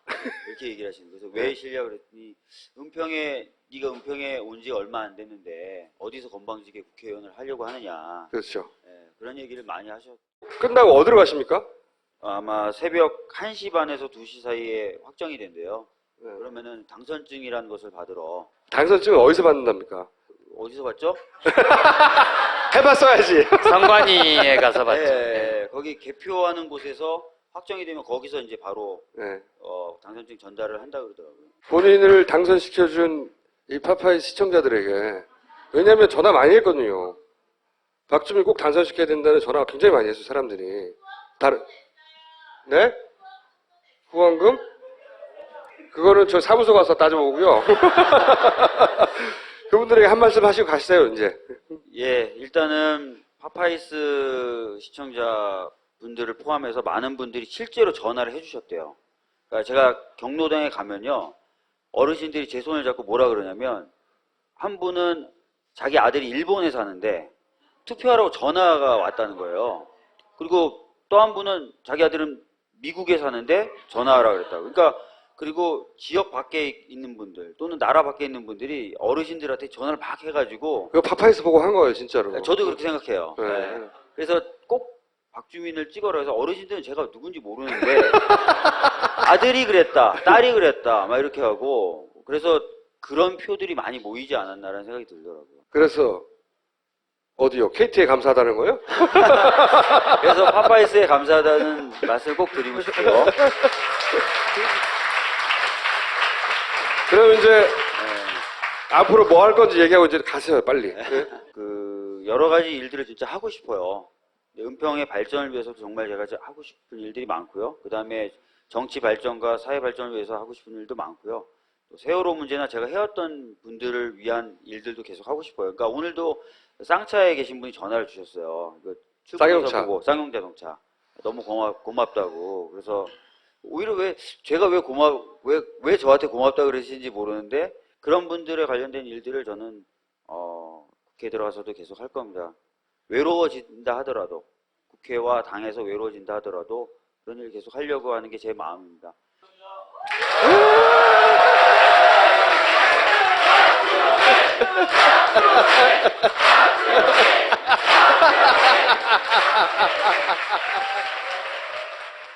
이 뭐야 이게? 보남칠 이노큐.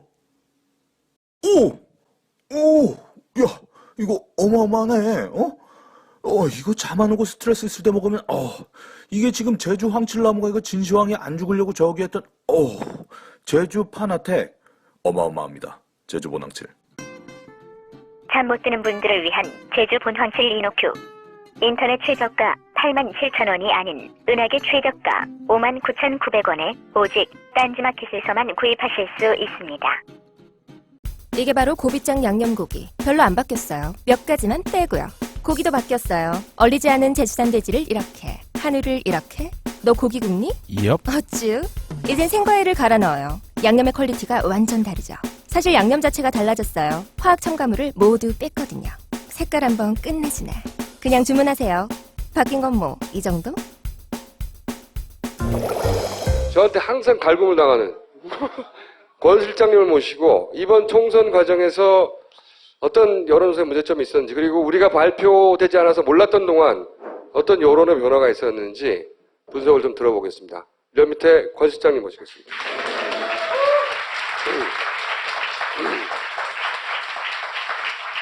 저 밑에서는 정치 보정이라고 하는데, 그죠? 예, 정치 성향 예. 각 회사마다 여러 가지 보정 방법이 있는데 이런 밑에서 그렇게 불렀어요.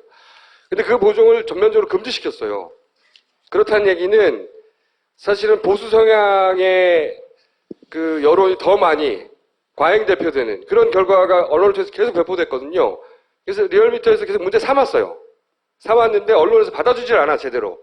이렇게 법으로는 합법화 됐는데 갑자기 선거 여론조사 공정심의위원회라고 하는 곳에서 그걸 금지시켜버렸다고, 올해 2월부터.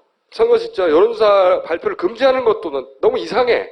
마음에 안 들어. 왜 그걸 몰라야 돼, 우리가. 씨발. 응? 막판에 표심이 막 움직이는데 그걸 못하게 한단 말이죠. 그 기간 동안 어떤 표심이 움직임이 있었는지 한번 들어보죠. 우선 총선 기간에 표심이 확확 움직였던 변곡점들이 있었다고 이제 뇌면에서 분석을 했어요. 예, 회색 쪽에 집중해서 보시면 될 것 같습니다. 새누리가 확 떨어지고 녹색이 확 올라가죠. 치고 올라가고. 그리고 파란색은 이제 보합세라고 선을 그으면 보합세가 되겠죠. 여기서 확 떨어졌다가 그죠? 여기. 예, 그리고 여기가 공천 파동, 그러니까 예를 들면 정청래 컷오프죠. 맞습니다. 여기서 확 떨어졌어요. 예, 예. 정의당이 8%대가 나오는 거는 되게 흔치 않은 경우입니다. 근데 네. 8% 계속 올라가면서 8%대를 4주 연속 유지를 해 나가고 있어요. 공통점이 있습니다. 3월 2주차 그때 목요일인가 그때 정청래 의원을 비롯해서 더민주의 진보 인사가 다수가 컷오프가 됐습니다. 정청래 컷오프가 있었던 이날 표심이 그 기준 전으로 크게 움직였어요. 예, 그리고 전체적으로.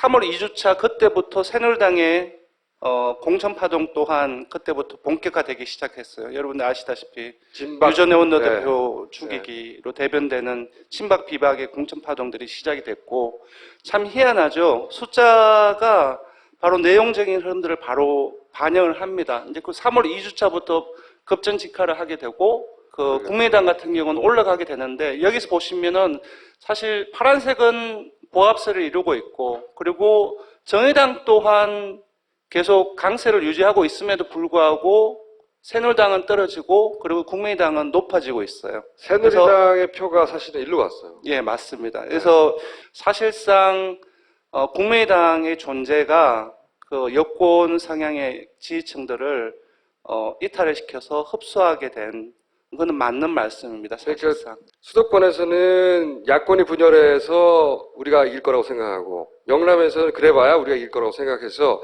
전폭적으로 안철수 국민의당을 지지해 줬거든요.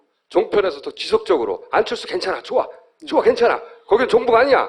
계속 얘기했거든요. 그랬더니 새누리 지지자가 이쪽으로 왕창 갔어요. 그리고 새누리당이 33%대가 주간 집계면 그 응답자 수가 되게 많아요. 그래서 응답자 수가 많으면 많을수록 숫자가 잘 안 변해요. 그래서 주간 집계 기준에서 33.6%가 나오는 경우는 제가 거의 못 봤던 것 같아요.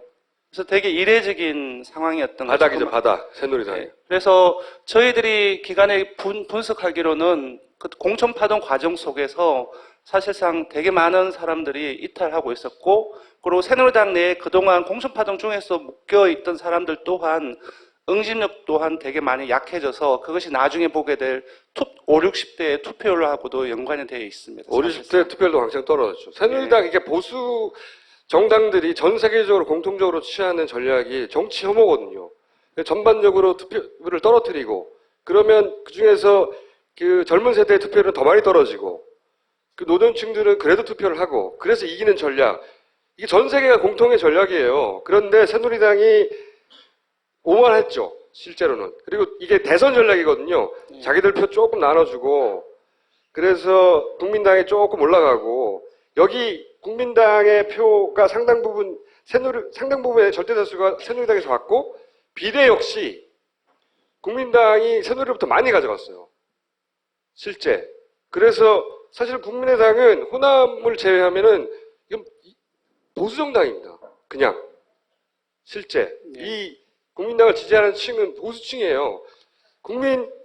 민주당의 표는 그냥 거기 있었어요, 그냥.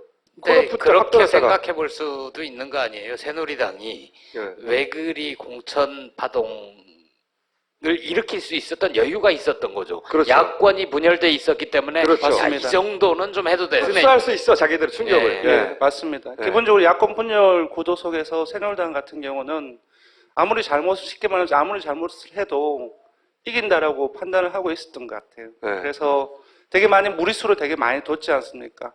거의 23일 밤까지 그 유승민 의원은 공천 그 부분을 결정하지 않고 어쩔 수 없이 탈당하게 만들었으니까 그 부분들은 대구 경북 지역민들 또한 상당하게 좀 무리수를 뒀다라고 인식을 하게 된 것 같습니다. 사실상. 그래서 이 국민의당이 사실은 어떤 의미에서는 새누리당, 그러니까 무슨 비아냥의 뜻이 아니라 새누리당 일부를 끌어와서 보수정당이 분당된 것과 같은 효과를 냈어요. 초반에 베이스가 된 야당표가 있긴 있어요, 물론. 중도 성향의. 하지만 국민의당이 여기서 멈추지 않고 이 표가 그대로 일치하거든요. 새누리당이 쭈르륵 떨어지고 쭈르륵 올라가고 여기는 맞습니다. 그대로 있고 여기는 그대로 있어요. 예. 제가 보기에는 더민주 입장에서 본다고 한다면 저 기간에 저 곡선을 상향식으로 바꿀 기회가 있었어요. 이걸 근데 끌어올릴 수 있었어요, 그죠? 예, 네. 충분히 끌어올릴 수 있었는데 일단 제가 봤을 때는 정청래 의원으로 대별된 진보에서 컷오프가 가장 컸던 것 같아요. 그때부터 시작해서 밑에 한번 연결시켜 보십시오. 그때가 2주차입니다. 그때부터 밑에 간신히 회복은 간신히 회복. 예, 정의당의 그래프를 한번 보십시오. 그때부터 쭉쭉 올라가기 시작해요. 여기서 빠진 분들은 예. 정의당으로 왔어요. 최소한 정의당과는 단일화를 했었어야 돼요. 예. 이건 김종인 지도부의 가장 큰 지금 사실 전체적으로 수도권이 결집해서 김종인 때문이 아니라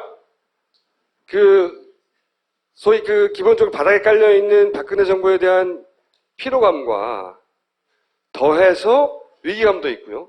또 더해서 문재인의 호남에서의 쩔쩔매는 모습 때문에 문지지자들이 결집한 것도 있고요. 이런 요소들이 결집을 해서 사실 수도권에서 승리하는 전반적으로 그런 결과로 이어졌지만 만약에 정의당과 제대로 단일화를 했다면 사실 압승할 수 있었어요. 만약에 그런 어떤 공천 파동이 비례파동하고 셀프 공천까지 이어서 계속 이어되었으니까 그것이 만약에 없었다면 그리고 그 지도부 리더십 자체가 균열을 일으키지 않았다고 한다면 김종인 대표를 중심으로 해서 뭐 문 대표가 호남에 가느니 마느니 그리고 역할론 그런 부분들이 사실상 잡음이 있었지 않습니까? 그게 없었다면. 예, 그런 부분들이 서로가 양해하에 좀 좋은 모습으로 시너지 효과를 거뒀다고 한다면 저렇게 횡보를 하지는 않았지 않았을까. 더민주 입장에서 보면. 더민주 지도부라고 하는 김종인 혹은 뭐 이철희 전략실장 대부분 호남을 가지 말라는 거였어요.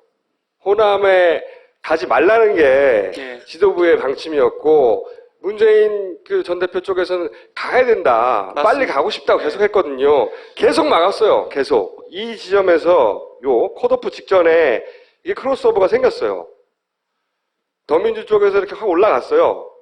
이때가 필리버스터 하면서 결집하고 올라갔단 말이죠. 조금 길게 한번 보죠. 네. 그러니까 지금 제일 앞에 3개 포인트가 안철수 신당이라는 이름으로 저희들이 조사를 했던 거고 네 번째부터는 국민의당이에요. 네. 사실 보면 알겠지만 기본적으로 거의 안철수 신당이 뜨고 난 이후에는 호남에서 더민주가 국민의당을 앞선 적은 거의 없었어요. 열세였어요. 그런데 잘 보시면 알겠지만 저쪽에 어느 한 시점 가장 저점부터 시작해서 제일 33.9% 칠 때까지 선을 그어보시면 계속 상승세에 있었거든요. 올라가고 사실상. 있었단 말이죠, 이렇게. 근데 저 때가 떨어진 데가 아까 앞에서 봤었던 3월 2주차입니다. 바로 이게 정청래 컷오프 할 때 맞습니다. 호남에서도 꺾였어요. 네. 정청래 컷오프는 전국적인 영향을 미쳤어요. 정청래 한 사람 때문이 아니라 이렇게 진보적이고 소위 야당성을 강하게 가진 사람들이 더민주에서는 필요 없구나 라고 지도부에서 판단했다고 생각하고 그런 진보적 성향의 지지자들이 확 떨어져 나갔다고요. 그리고 그 이후 시점부터 계속 문 대표가 계속 묶여 있었던 시점이에요. 여기서부터 여기까지가 예. 지도부가 문재인 전 대표한테 호남 가지 말라고 한 기간이에요. 예. 어제까지 조사를 한 거면 제일 마지막에 있는 올라갔던 게 그게 바로 지난 8일부터 9일간 문 대표가 호남을 방문했을 때예요. 방문 직후예요. 이게. 그러니까 호남을 방문했을 때 더민주 또한 회복세를 국민의당도 계속 강세를 유지를 했지만 방문 직후에 화요일까지 전체 2,000명 결과인데 저것이 반등을 했어요. 그러니까 분명히 저희들 자체를 봤을 때도 문 대표의 호남 방문에 효과가 있으라 봤었고 실제로 효과가 숫자로 나타났었고 자, 저걸 봤을 때 과연 선거운동을 제대로 하기 위해서는 어느 시점에 갔어야 됐는데 최소한 2주 전에 갔어요. 최소한. 저때 갔었어야지 지금 이제 호남이 사실상 더민주 입장에서 패배니까 그런 결과가 나오지 않았지 그때 갔었어요. 않았을까 그러니까 예. 진보인사 컷오프하고 전반적으로 빠질 때 있잖아요. 예. 그리고 그때 문재인 대표가 가서 다시 다잡아야 한다고 했을 때 지도부하고 얘기 시작했을 때 이때 갔어야 되는 거예요. 이거를 2주 내내 가면 안 된다, 도움 안 된다, 가봐야 역풍이 분다 이 소리를 계속하면서 2주 동안 설레발을 쳤거든요. 그러다가 그 선거 일주일 남겨놓고 더 이상 이렇게 미룰 수는 없다고 하고 간 게 이때고, 가자마자 반등이 일어났으나 이제는 시간이 너무 없으니까 추격할 수가 없는 거. 너무 격차는 벌어졌고 대세는 굳었단 말이죠. 문재인 대표 스타일을 거의 다 아실 텐데, 주변 측근들의 스타일도 아실 거고, 그리고 모셔왔기 때문에 그야말로 예의를 지키면서 계속 있었던 거죠. 근데 사실 정치라는 게 예의를 지키고 있다고 해서 결과가 나오는 건 아니니까. 문재인 호남에 가면 안 된다.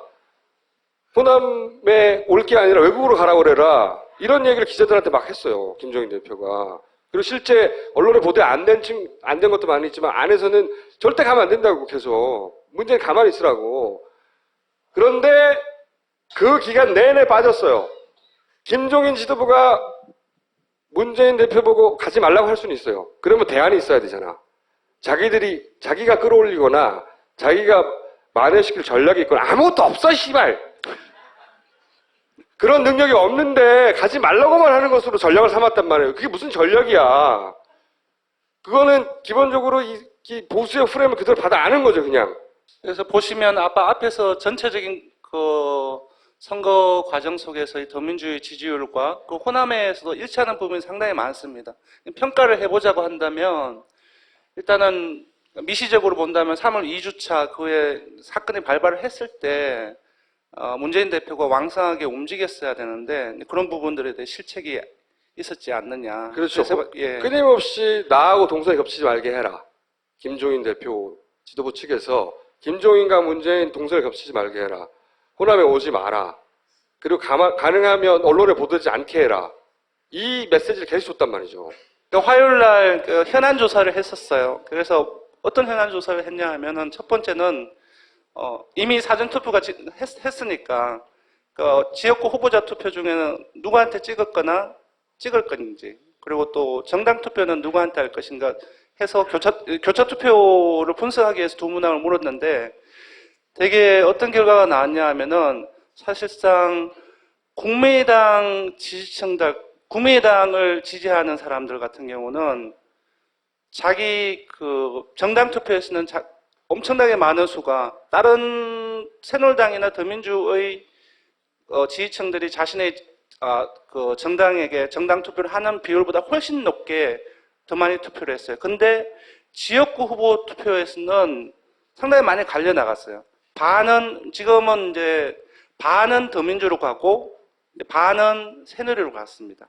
그리고 두 번째로는 정의당 지지층들입니다. 정의당을 지지하는 사람들이 그 지역구 후보에서는 무려 50%에 가까운 그 정의당 지지층 중에 자당 후보가 아니라 더민주 후보들을 찍었어요. 사실 정의당 지지자들이야말로 가장 정치에 민감하고 전략적인 사고를 하는 분들이거든요. 네. 그래서 야당의 전체적 힘이 떨어질 것 같으니까 전략적인 투표를 했어요, 실제. 예. 그러니까 단일화를 했어야 한단 말이지. 예. 이 김종인 지도부가 정의당 필요 없다고 걔네하고 달라서 버렸는데 그 정의당 지지자들은 당 지도가 버렸지만 전략적 사고를 한 거예요. 예. 그 비례대표를 그 예측을 하기 위해서 뽑아봤더니 이 현안 조사에서 어떻게 나왔냐면은 지금 우리 예측하고 거의 비슷하게 나오거든요. 지금 금방 이제 기자한테 받았는데 언론에는 보도 안 됐지만 대형 교회 중심으로 그런 얘기 많이 나왔어요. 새누리당 지지자층에게 그 비례를 국민의당 찍으라고. 왜냐하면 국민의당이 호남만 가지고 의석수를 확보하는 한계가 있잖아요. 말씀드렸지만 새누리당의 전략은 국민의당이 충분히 커져서 야권이 충분히 부여하게 만드는 게 기본 전략이었단 말이죠. 새누리당이 끊임없이 안철수 후보에 대해서 우호적이고 국민의당에서 적극적으로 밀어준 이유 중에 하나는 야권이 확실하게 분열하라고, 비슷하게 힘을 가지라고. 그런데 그런 과정에서 종편이 끊임없이 이쪽 괜찮다고 해주니까 새누리당의 표가 진짜 많이 가버린 거예요. 예. 그래서 엄청 많이 갔어요, 거기. 예, 맞습니다. 그래서 새누리당 지지자들이 정당 투표에서 국민당으로 거의 7% 갔어요. 그리고 역시 더민주도 6.7% 정도가 갔고 정의당 또한 5.5% 간 거예요. 즉 자당의 정당 투표, 자당 지지층들이 자당의 정당 그 투표를 하는 거 외에 모였던 거예요. 다른 정당, 더민주나 새누리당하고 달리. 그리고 또 하나는 정의당도 마찬가지예요. 정의당은 지역구 후보에 있어서 더민주는 정의당으로부터 도움을 받았는데 반면 비례대표에서는 더민주의 도움을 받습니다. 그러니까 더민주의 지지층들이 그 정당 투표에 있어서는 정의당을 다수 한 13%가 상당히 많이 이탈한 건데요. 더민주 지지층 중에 13% 정도가 그 정당 투표로 이탈을 했어요. 그래서 교차 투표가 한 3, 4일 동안 되게 언론계에서는 되게 많은 핫 이슈였는데 실제로 현상이 나타났고 오늘 그 결과가 아마 오늘 결과를 방증하는 하나의 요인이 되지 않나 생각이 듭니다. 예. 이 새누리표가 국민의당으로 움직였다는 게 또 한 번 여실히 드러나는 게 문재인 표는 거의 유사하게 그냥 있어요. 보시면 예. 퉁쳐서 보면. 그런데 가장 극적인 변화는 김무성의 몰락과 그 몰락한 만큼 안철수의 부상이에요. 요 둘의 상관, 그러니까 새누리당과 국민당은 서로 모두 예상과 다르게 먹고 먹히는 관계가 되었어요. 기본적으로. 그래서 제가 안철수 대표는 새누리당 후보로 나오면 이긴다니까요. 선거 그 기간에서 가장 정말 그 차기 대선 주자에서 덕을 많이 본 사람은 오세훈 전 서울시장이 되었다고 한다면 정말 덕을 근데 많이 본 미안하다니까 사람인데. 지원 유세를 갔었어야 되는데 미안해 친구야. 근데 지금 이제 사실상 그 표의 서로 이제 이동은 안철수 지금 상임 대표하고 이제 김무성 대표의 관계가 아니라 직접적으로 김무성 대표하고 오세훈 전 서울시장입니다. 한번 보세요. X표가 나오죠. 예. 지금 이 선거운동 기간에 여기에. 사실상 예. 지금 사실상 그 여당 그 대선 주자의 지지층은 박근혜 대통령 지지층이 대다수를 이루고 있습니다. 즉 박근혜 대통령 지지층이 어디로 이동을 하느냐에 따라서 확확 바뀌거든요. 저 말은 뭐냐 하면 실질적으로 김무성 대표를 지지하고 있던 박근혜 대통령 지지층들이 대폭 오세훈 전 서울시장으로 이동을 했다는 의미하고 실내로 오세훈 전 서울시장이 TK에서 지금 1위를 하고 있고 그런 상황이 이제 앞으로 바뀔 거예요. PK에서 김무성이 아니라 문재인이 1위를 하는. 네. 그러니까 여기 표심이 굉장히 큰 변화가 있었어요. 수도권에서는 계속 1위를 했었고. 이게 이제 가장 최근에 어제까지 조사를 한 거에서 2,000명을 저희들이 독자적으로 저희 일간 조사 외에 따로 분석하기 위해서 2,000명을 했는 건데요. 이게 그 권역별로 1위가 가로는 그 괄호에 들어간 것은 오차 범위 내에서 한 겁니다. 사실상 문재인 대표가 수도권 충청 PK까지 지금 1위를 하고 있습니다. 호남도 지금 안 적었지만 지지율이 낮은 건 아니에요, 사실상. 그래서 현재 기준으로 본다고 한다면은 문재인 대표가 전국적인 지지를 받고 있지 않느냐라고 볼 수 있는 숫자들입니다. 호남에서는 지금 최근 조사로는 안철수 대표가 1위인 건 예. 맞아요. 이거 업체 시작했었는데 예. 그 파동이 있을 때 확 바뀌었어요. 예. 그리고 호남 가네 안 가네 할 때 떨어졌다가 호남 방문하고 나서 다시 올라가기 시작했어요. 맞습니다. 민주당의 지도부 김종인 지도부는 멍청한 똥포를 찬 거예요. 그리고 정의당과 그러니까 결정적으로 정의당과 연대하지 않은 것, 호남을 못 가게 한 것, 이것이 더민주 입장에서는 압승을 할 수 있었던 거를 사실은 스스로 차버린 거예요. 어쨌든 예. 전체적인 의석수가 많아졌기 때문에 예. 새누리가 기획했던 그 큰 그림이 만들어지긴 했어요. 그래서 총선하고 상관없이 대선 가도에 있어서는 이 야권층에서의 이 뭐랄까요 고난의 길이 앞으로 예. 고난의 길이 사실은 더민주는 전국 정당이 되어가는 와중이에요. 지금 실제 영남에서의 그 오랜 기간의 지역 감정이 조금씩 퇴색돼가면서 영남에서도 당선자를 막 내기 시작했거든요. 제가 반역사적으로 하는 게 호남에서 더민주 의석이 더 적어요. 영남보다 이제 예상되는 것이 이걸 누가 이렇게 만들어냈냐는 거예요. 이건 지독히 반역사적인 겁니다. 예. 이제 사실상 이제 조금만 있으면 세 당 다 이제 전담대회를 하게 될 거예요. 지도부가 새롭게 만들어질 텐데 일단 그때까지는 이제 문재인 대표하고 김무성 대표 그리고 안철수 대표가 3자 구도로 가다가 전당대회 지나고 나서 다시 또 확 바뀌지 않을까 싶습니다. 예. 근데 이제 여기서 가장 큰 변수 중에 하나는 그 문재인 전 대표가 이 전체 선거로 보면 진 게 아니지만 호남에서 마음을 얻지 못하는 사람은 맞는 말이에요. 한 지역 전체에서 비토를 당하면 그죠? 마음을 얻지 못하는 사람은 어떻게 대선 주자가 될 수 있냐. 출마하지 않는 게 맞다고 그건 사실인데 그 말 했잖아요. 근데 사실관계를 따져서 혹은 뭐 전체적 의미를 따져서 이거는 그렇다고 은퇴할 정도는 아니야.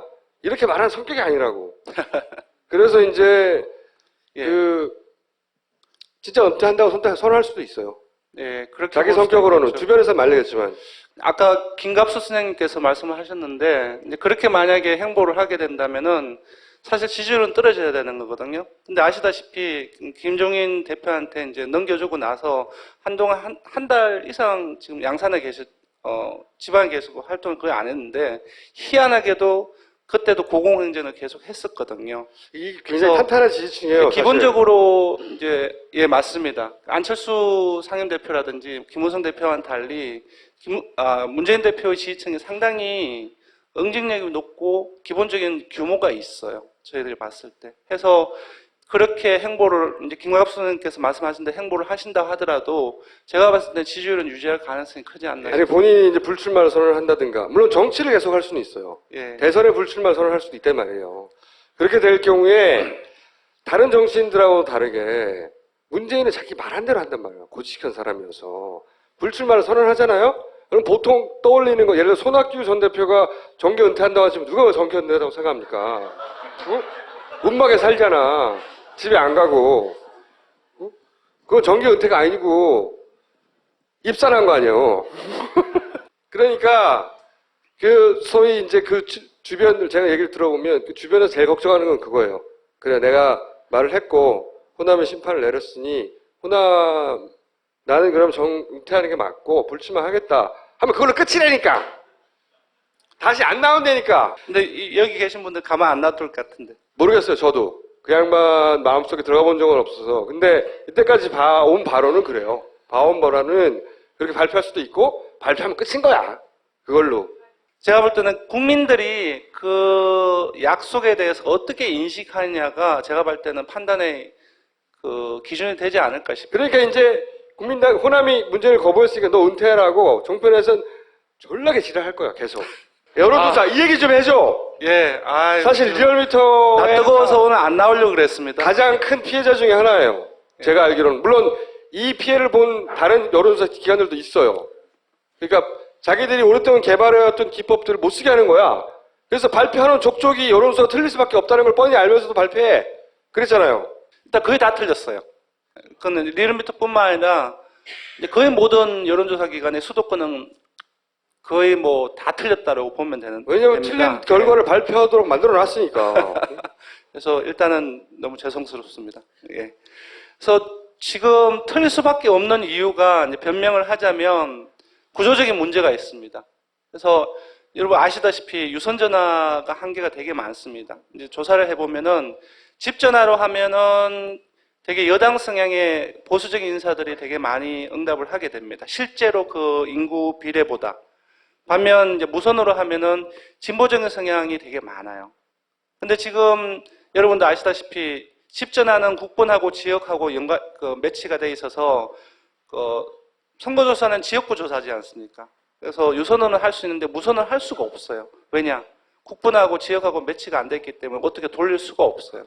그래서 전부 다 유선전화로 하게 되는데 저희들이 이게 통계를 내보니까 유선전화로 하면 거의 정당 지지율 기준으로 해서 수도권, 충청권, 영남권에서 새누리당 지지율이 실제로 하면은 이제 저희들이 조사한 게 한국갤럽 정당 지지율 기준인데요. 그것보다 평균 한 13% 정도가 새누리당이 더 높게 나와요. 13%나? 최대는 22%까지 나오고요. 그러니까 한 선거 지역구에 13%면은 어마어마하잖아요. 그 13%가 어디로 가냐에 따라서 되게 어마어마한 결과니까. 그래서 그런 이제 분석을 해서 저희들 같은 경우는 오래전부터 정치 성향 가중을 해왔어요.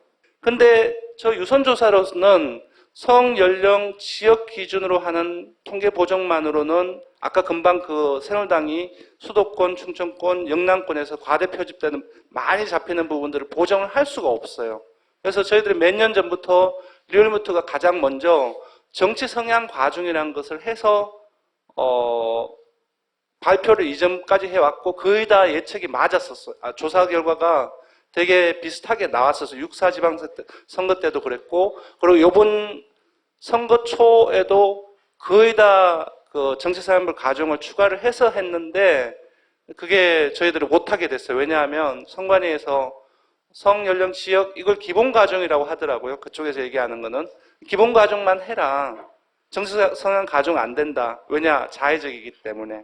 지금 그런 문제가 일단은 유선전화의 문제가 요번 이제 결과에 너무나 괴리가 나는 게 가장 큰 원인이 아닌가 싶기도 합니다. 예. 저렇게 그 보정을 해서 보다 정확한 여론조사를 발표하는 것이 당연하잖아요.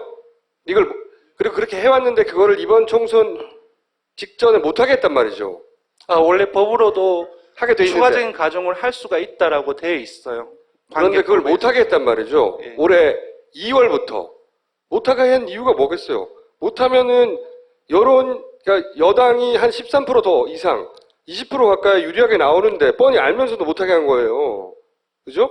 그 외에 여론조사 기관을 괴롭힌 여러 가지 내용들이 있어요.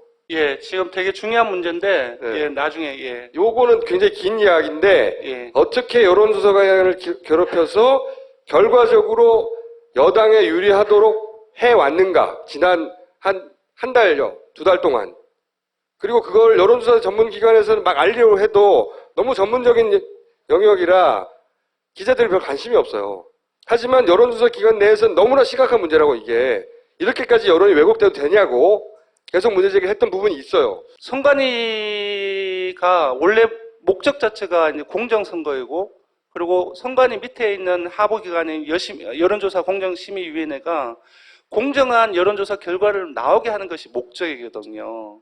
그래서 그런 부분들을 위해서 좀 규제 부분들도 좀 다시 생각해 봐야 되지 않겠느냐. 저는 과감하게 풀어야 된다고 생각이 들어요. 물론 뭐 뜻다방이라고 얘기를 해서 그런 부분들도 부작용이 있지만 제가 봤을 때는 이번 선거를 치러봤을 때 그러한 부분들을 좀 완화하는 측면보다는 오히려 더 중요한 문제, 아까 공정선거 또는 이제 공정한 여론조사 결과 그런 부분들을 저해하는 측면이 더 크지 않느냐. 문제는 정당들은 안심번호를 받아서 네. 조사를 해서 정당은 제대로 된 민심을 좀 알 수 있어요. 그렇죠. 근데 여론조사 기관은 그걸 못하고 있으니까. 그렇죠. 맞습니다. 올해는 법이 바뀌어서 정당은 안심번호를 발급을 받아서 자체적으로 조사를 할 수가 있어요. 보다 정확하게 여론조사 할 수 있게 안심번호 제도가 만들어졌는데 그거는 정당에서는 써요.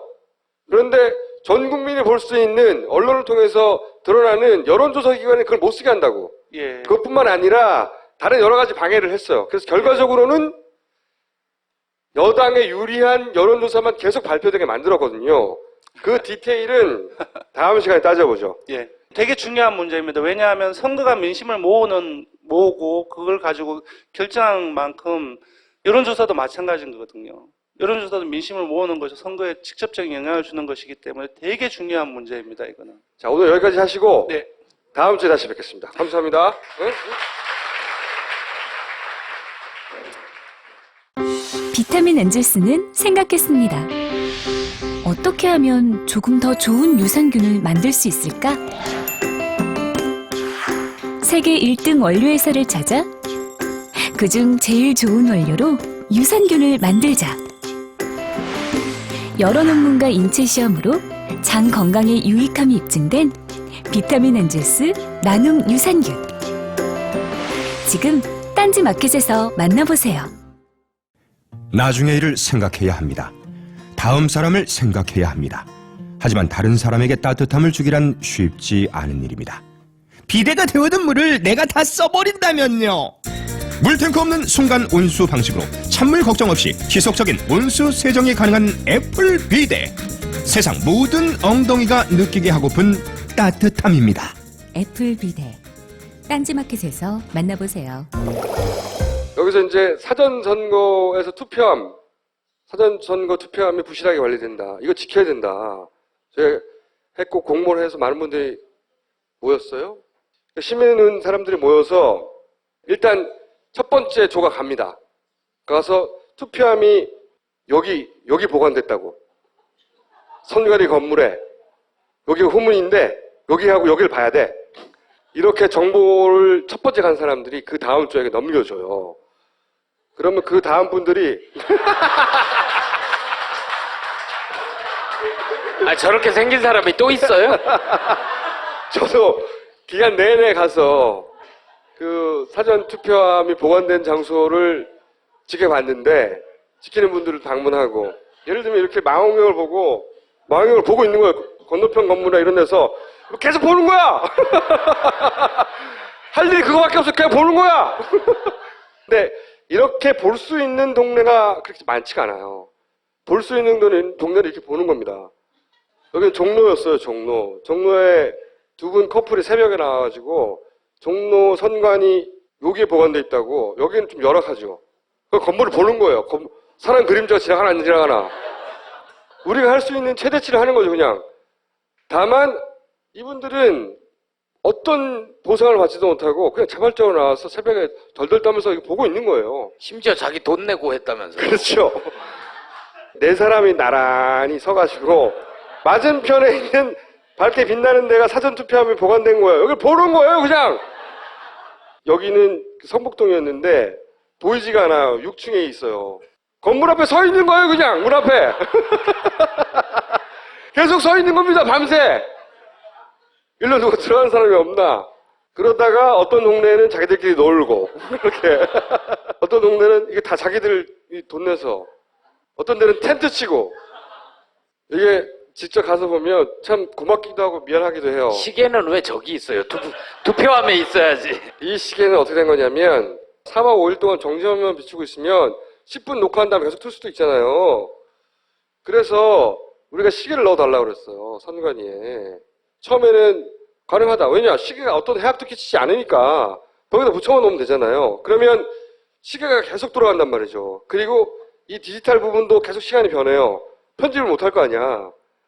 시계를 처음에는 받아준다고 했는데 중앙선관위에서 결국 안 받아준다고 결론이 났어요. 이유가 골 때려요. 건전지 화재 위험 때문에. 이게 말이 돼요? 그래서 이 시계는 그 안에 들어갔어야 되는데 못 들어가니까 이게 안고 있는 거예요, 그냥. 이분들 고생 진짜 많이 했어요. 비 오면 비 맞아가며 바람 불면 바람 맞아가며 아무도 안 알아주는데.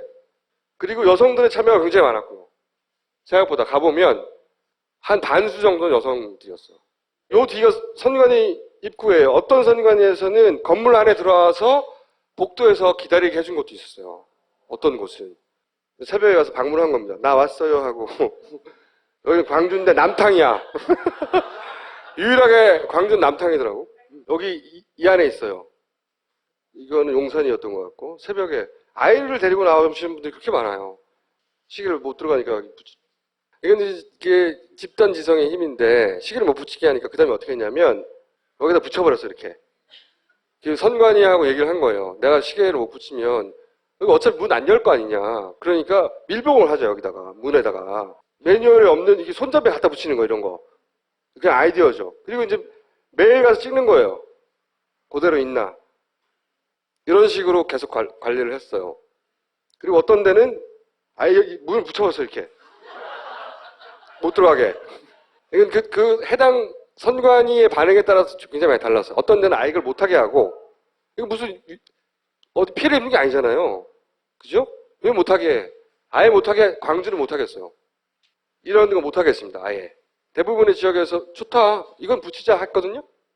광주는 못 붙이겠어요. 이런 식으로 붙이고, 여기 도장을 찍는 거죠. 여기 문에다 붙여버린다든가. 시민의 눈에서 예를 들어서 매뉴얼을 준 게 아니에요. 그냥 사람들이 답답하니까 현장에서 아이디어를 내서 이렇게 붙인 거예요. 박수 받아 마땅합니다. 응? 제가 보기엔 전국에서 가장 압권은 춘천이에요, 춘천. 막 사인을 막 여러 군데 해버렸어, 이렇게. 춘천 화이팅, 씨발. 가능하면 모든 지역을 다 가보려고 했는데, 뭐, 광주도 가보고, 그, 서울 경인 지역 대부분을 갔는데, 못 간 지역들이 있어요. 그분들, 참여하신 모든 분들을 한번 따로 시간을 마련해서 벙커에서 저희가 맥주를 쏘는 곳으로. 근데 여기에 참여하신 분들이 실제 해봤잖아요. 해봤더니 전문가가 되고 허점들을 많이 발견했어요. 예를 들어서 관외 투표가 있습니다. 사전 투표는 미리 하는 거잖아요. 그런데 자기가 사는 동네가 아닌 동네에 가서 투표할 수 있잖아요. 그럼 관외 투표한 거란 말이죠. 여기 이 동네 사는데 부산에 출장을 왔어요. 부산에서 투표를 했어요. 그럼 부산에서 부산 사람이 투표했네. 그러고 그 투표지를 봉투에 넣어가지고 이 충정로로 보내준다고. 그거를 회성봉투라고 하거든요. 그런데 그게 전체 사전투표의 30% 정도 돼요. 지금 이거는 기본적으로 이 CCTV가 설치된 이런 데다가 넣어놓는 거예요. 이런 사전투표함들이 이렇게 보관이 되는데 관외 투표는 이렇게 관외 투표를 하면 전체 34%나 되는데 이 관외 투표는 그냥 모아서 원래 모든 투표함은 투표 참관인들이 참여하에 모든 진행을 해야 되는데 이 관외 투표는 참관이 끝난 다음에 이게 보내집니다. 참관인이 없는 상태에서. 그리고 이걸 보내고 나면 우체국으로 보내는데 일단 선관위로 왔다가 우체국으로 가요. 선관위로 왔다가 우체국으로 가는데 우체국에 갈 때는 그냥 아무런 참관인 없이 짐 옮기는 분들이 짐 옮겨서 그냥 가요. 요 관외 투표 30%는 이렇게 실컷 열심히 감시하고 했는데 그럼 편지를 붙여버리는 거예요. 그냥 어느 누구의 감시도 없이 참관인도 없이. 선관위는 그 다음부터 우체국의 소관이라고 해요. 그러면 선관위가 우체국을 이 투표 시스템에서 투표 전체적 매뉴얼로 해서 관리하느냐 안 해요. 거기서부터는 우체국이 하는 거예요. 그냥 이렇게 그냥 우체국에 보관됩니다. 이렇게 똑같은 투표잖아요. 표인데 그냥 여기 보관되는 거예요. 그냥 우체국에 덩그러니. 관외 투표함은 이 안에 보관되지 않아요. 사전 투표함에 보관되는 게 아니라 그냥 사무실에 방치돼 있어요. 사무실에 선관위에서 사무실에 방치가 아니라 선관위 사무실에 있는 거야라고 말하겠지만 거기는 CCTV도 없고 이런 봉인도 없고 열었다 닫았다 해요. 왜? 그 관외 투표함이 계속 올 거 아닙니까? 자기 동네로 날아올 거 아니에요. 전국에서. 그럼 계속 넣었다 뺐다 해요. 그리고 그 우체국에 가져가는 거예요. 이 과정 전체는 참관인이 없어요. 감시하는 사람도 없고 CCTV도 없고 사전투표의 30%는 아무런 감시도 없는 거예요. 그러니까 큰 구멍이 있는 거죠. 실제 사전투표 3분의 1은 사전투표함도 지켜본 사람들이 하는 이야기는 우리가 이렇게 밤새 지켜보고 있지만 예를 들어서 낮은 포복으로 간다든가 아예 안 보인다든가 창 밖으로 그런 곳에서는 감시가 안 된다. 마음만 먹으면 할 수 있을 것 같다. 자기더러 하라고 그래도 할 수 있을 것 같다. 이런 얘기 하는 분이 굉장히 많아요. 제도적으로 대선까지 보완할 점이 굉장히 많습니다. 실제. 이런 얘기를 하면 선관위에서 아니 우체국에서 맡은 거지. 우체국을 믿어야지. 혹은 이렇게 봉인 붙이러 가잖아요. 봉인이라도 하러 가자. 시계를 넣자 그러면 왜 선관위 직원을 못 믿냐고 짜증을 내요. 선거는 평범한 사람이 아무런 전문 지식이 없이 그냥 상식만으로 그 전 과정의 공정성, 투명성을 100% 검증할 수 있어야 되는 거예요. 왜 우리를 못 믿어? 이런 얘기를 할 필요가 없어요. 그걸 빈틈이 생기니까 사람들이 자기 돈 내고 자기 힘으로 막 감시하는 거예요. 고마워야 되는 거예요. 실제로 선관위에서는. 그래서 저는 이 심해는 모임이 계속 보완해서 대선까지 점점 커져서 전국을 완전히 커버하는 조직으로 커나가기를 기대하고요. 저희도 후원할 것이고 관심 가지신 분들은 선거가 끝났지만 이분들한테 박수도 보내주시고 그리고 이분들이 활동을 넓혀가면 참여도 해주시고 하다못해 라면이라도 좀 사주시고 보시면 동네에서 몇 분씩 있어요. 그 큰 지역구에서 한 분 나오는 것도 있고 어떤 분은 한 분 나왔기 때문에 거길 떠날 수가 없는 거예요. 텐트 치고 자는 거예요. 거기서 그냥. 자는 동안 어떻게 될까봐 계속 깨고 그런 분들이 노력이 이제 막 시작된 건데 이게 점점 커져서 대선 때는 전국을 모조리 커버했으면 좋겠어요. 전에 문성근 대표가 시민의 날개 한다고 할 때 그거 안 돼 그러면서 안 된다고 그랬잖아. 제가 시민의 날개에 대해서는 안 된다고 그랬지만 시민의 눈에 대해서 안 된다고 한 적은 없어요. 자, 오늘 여기까지입니다.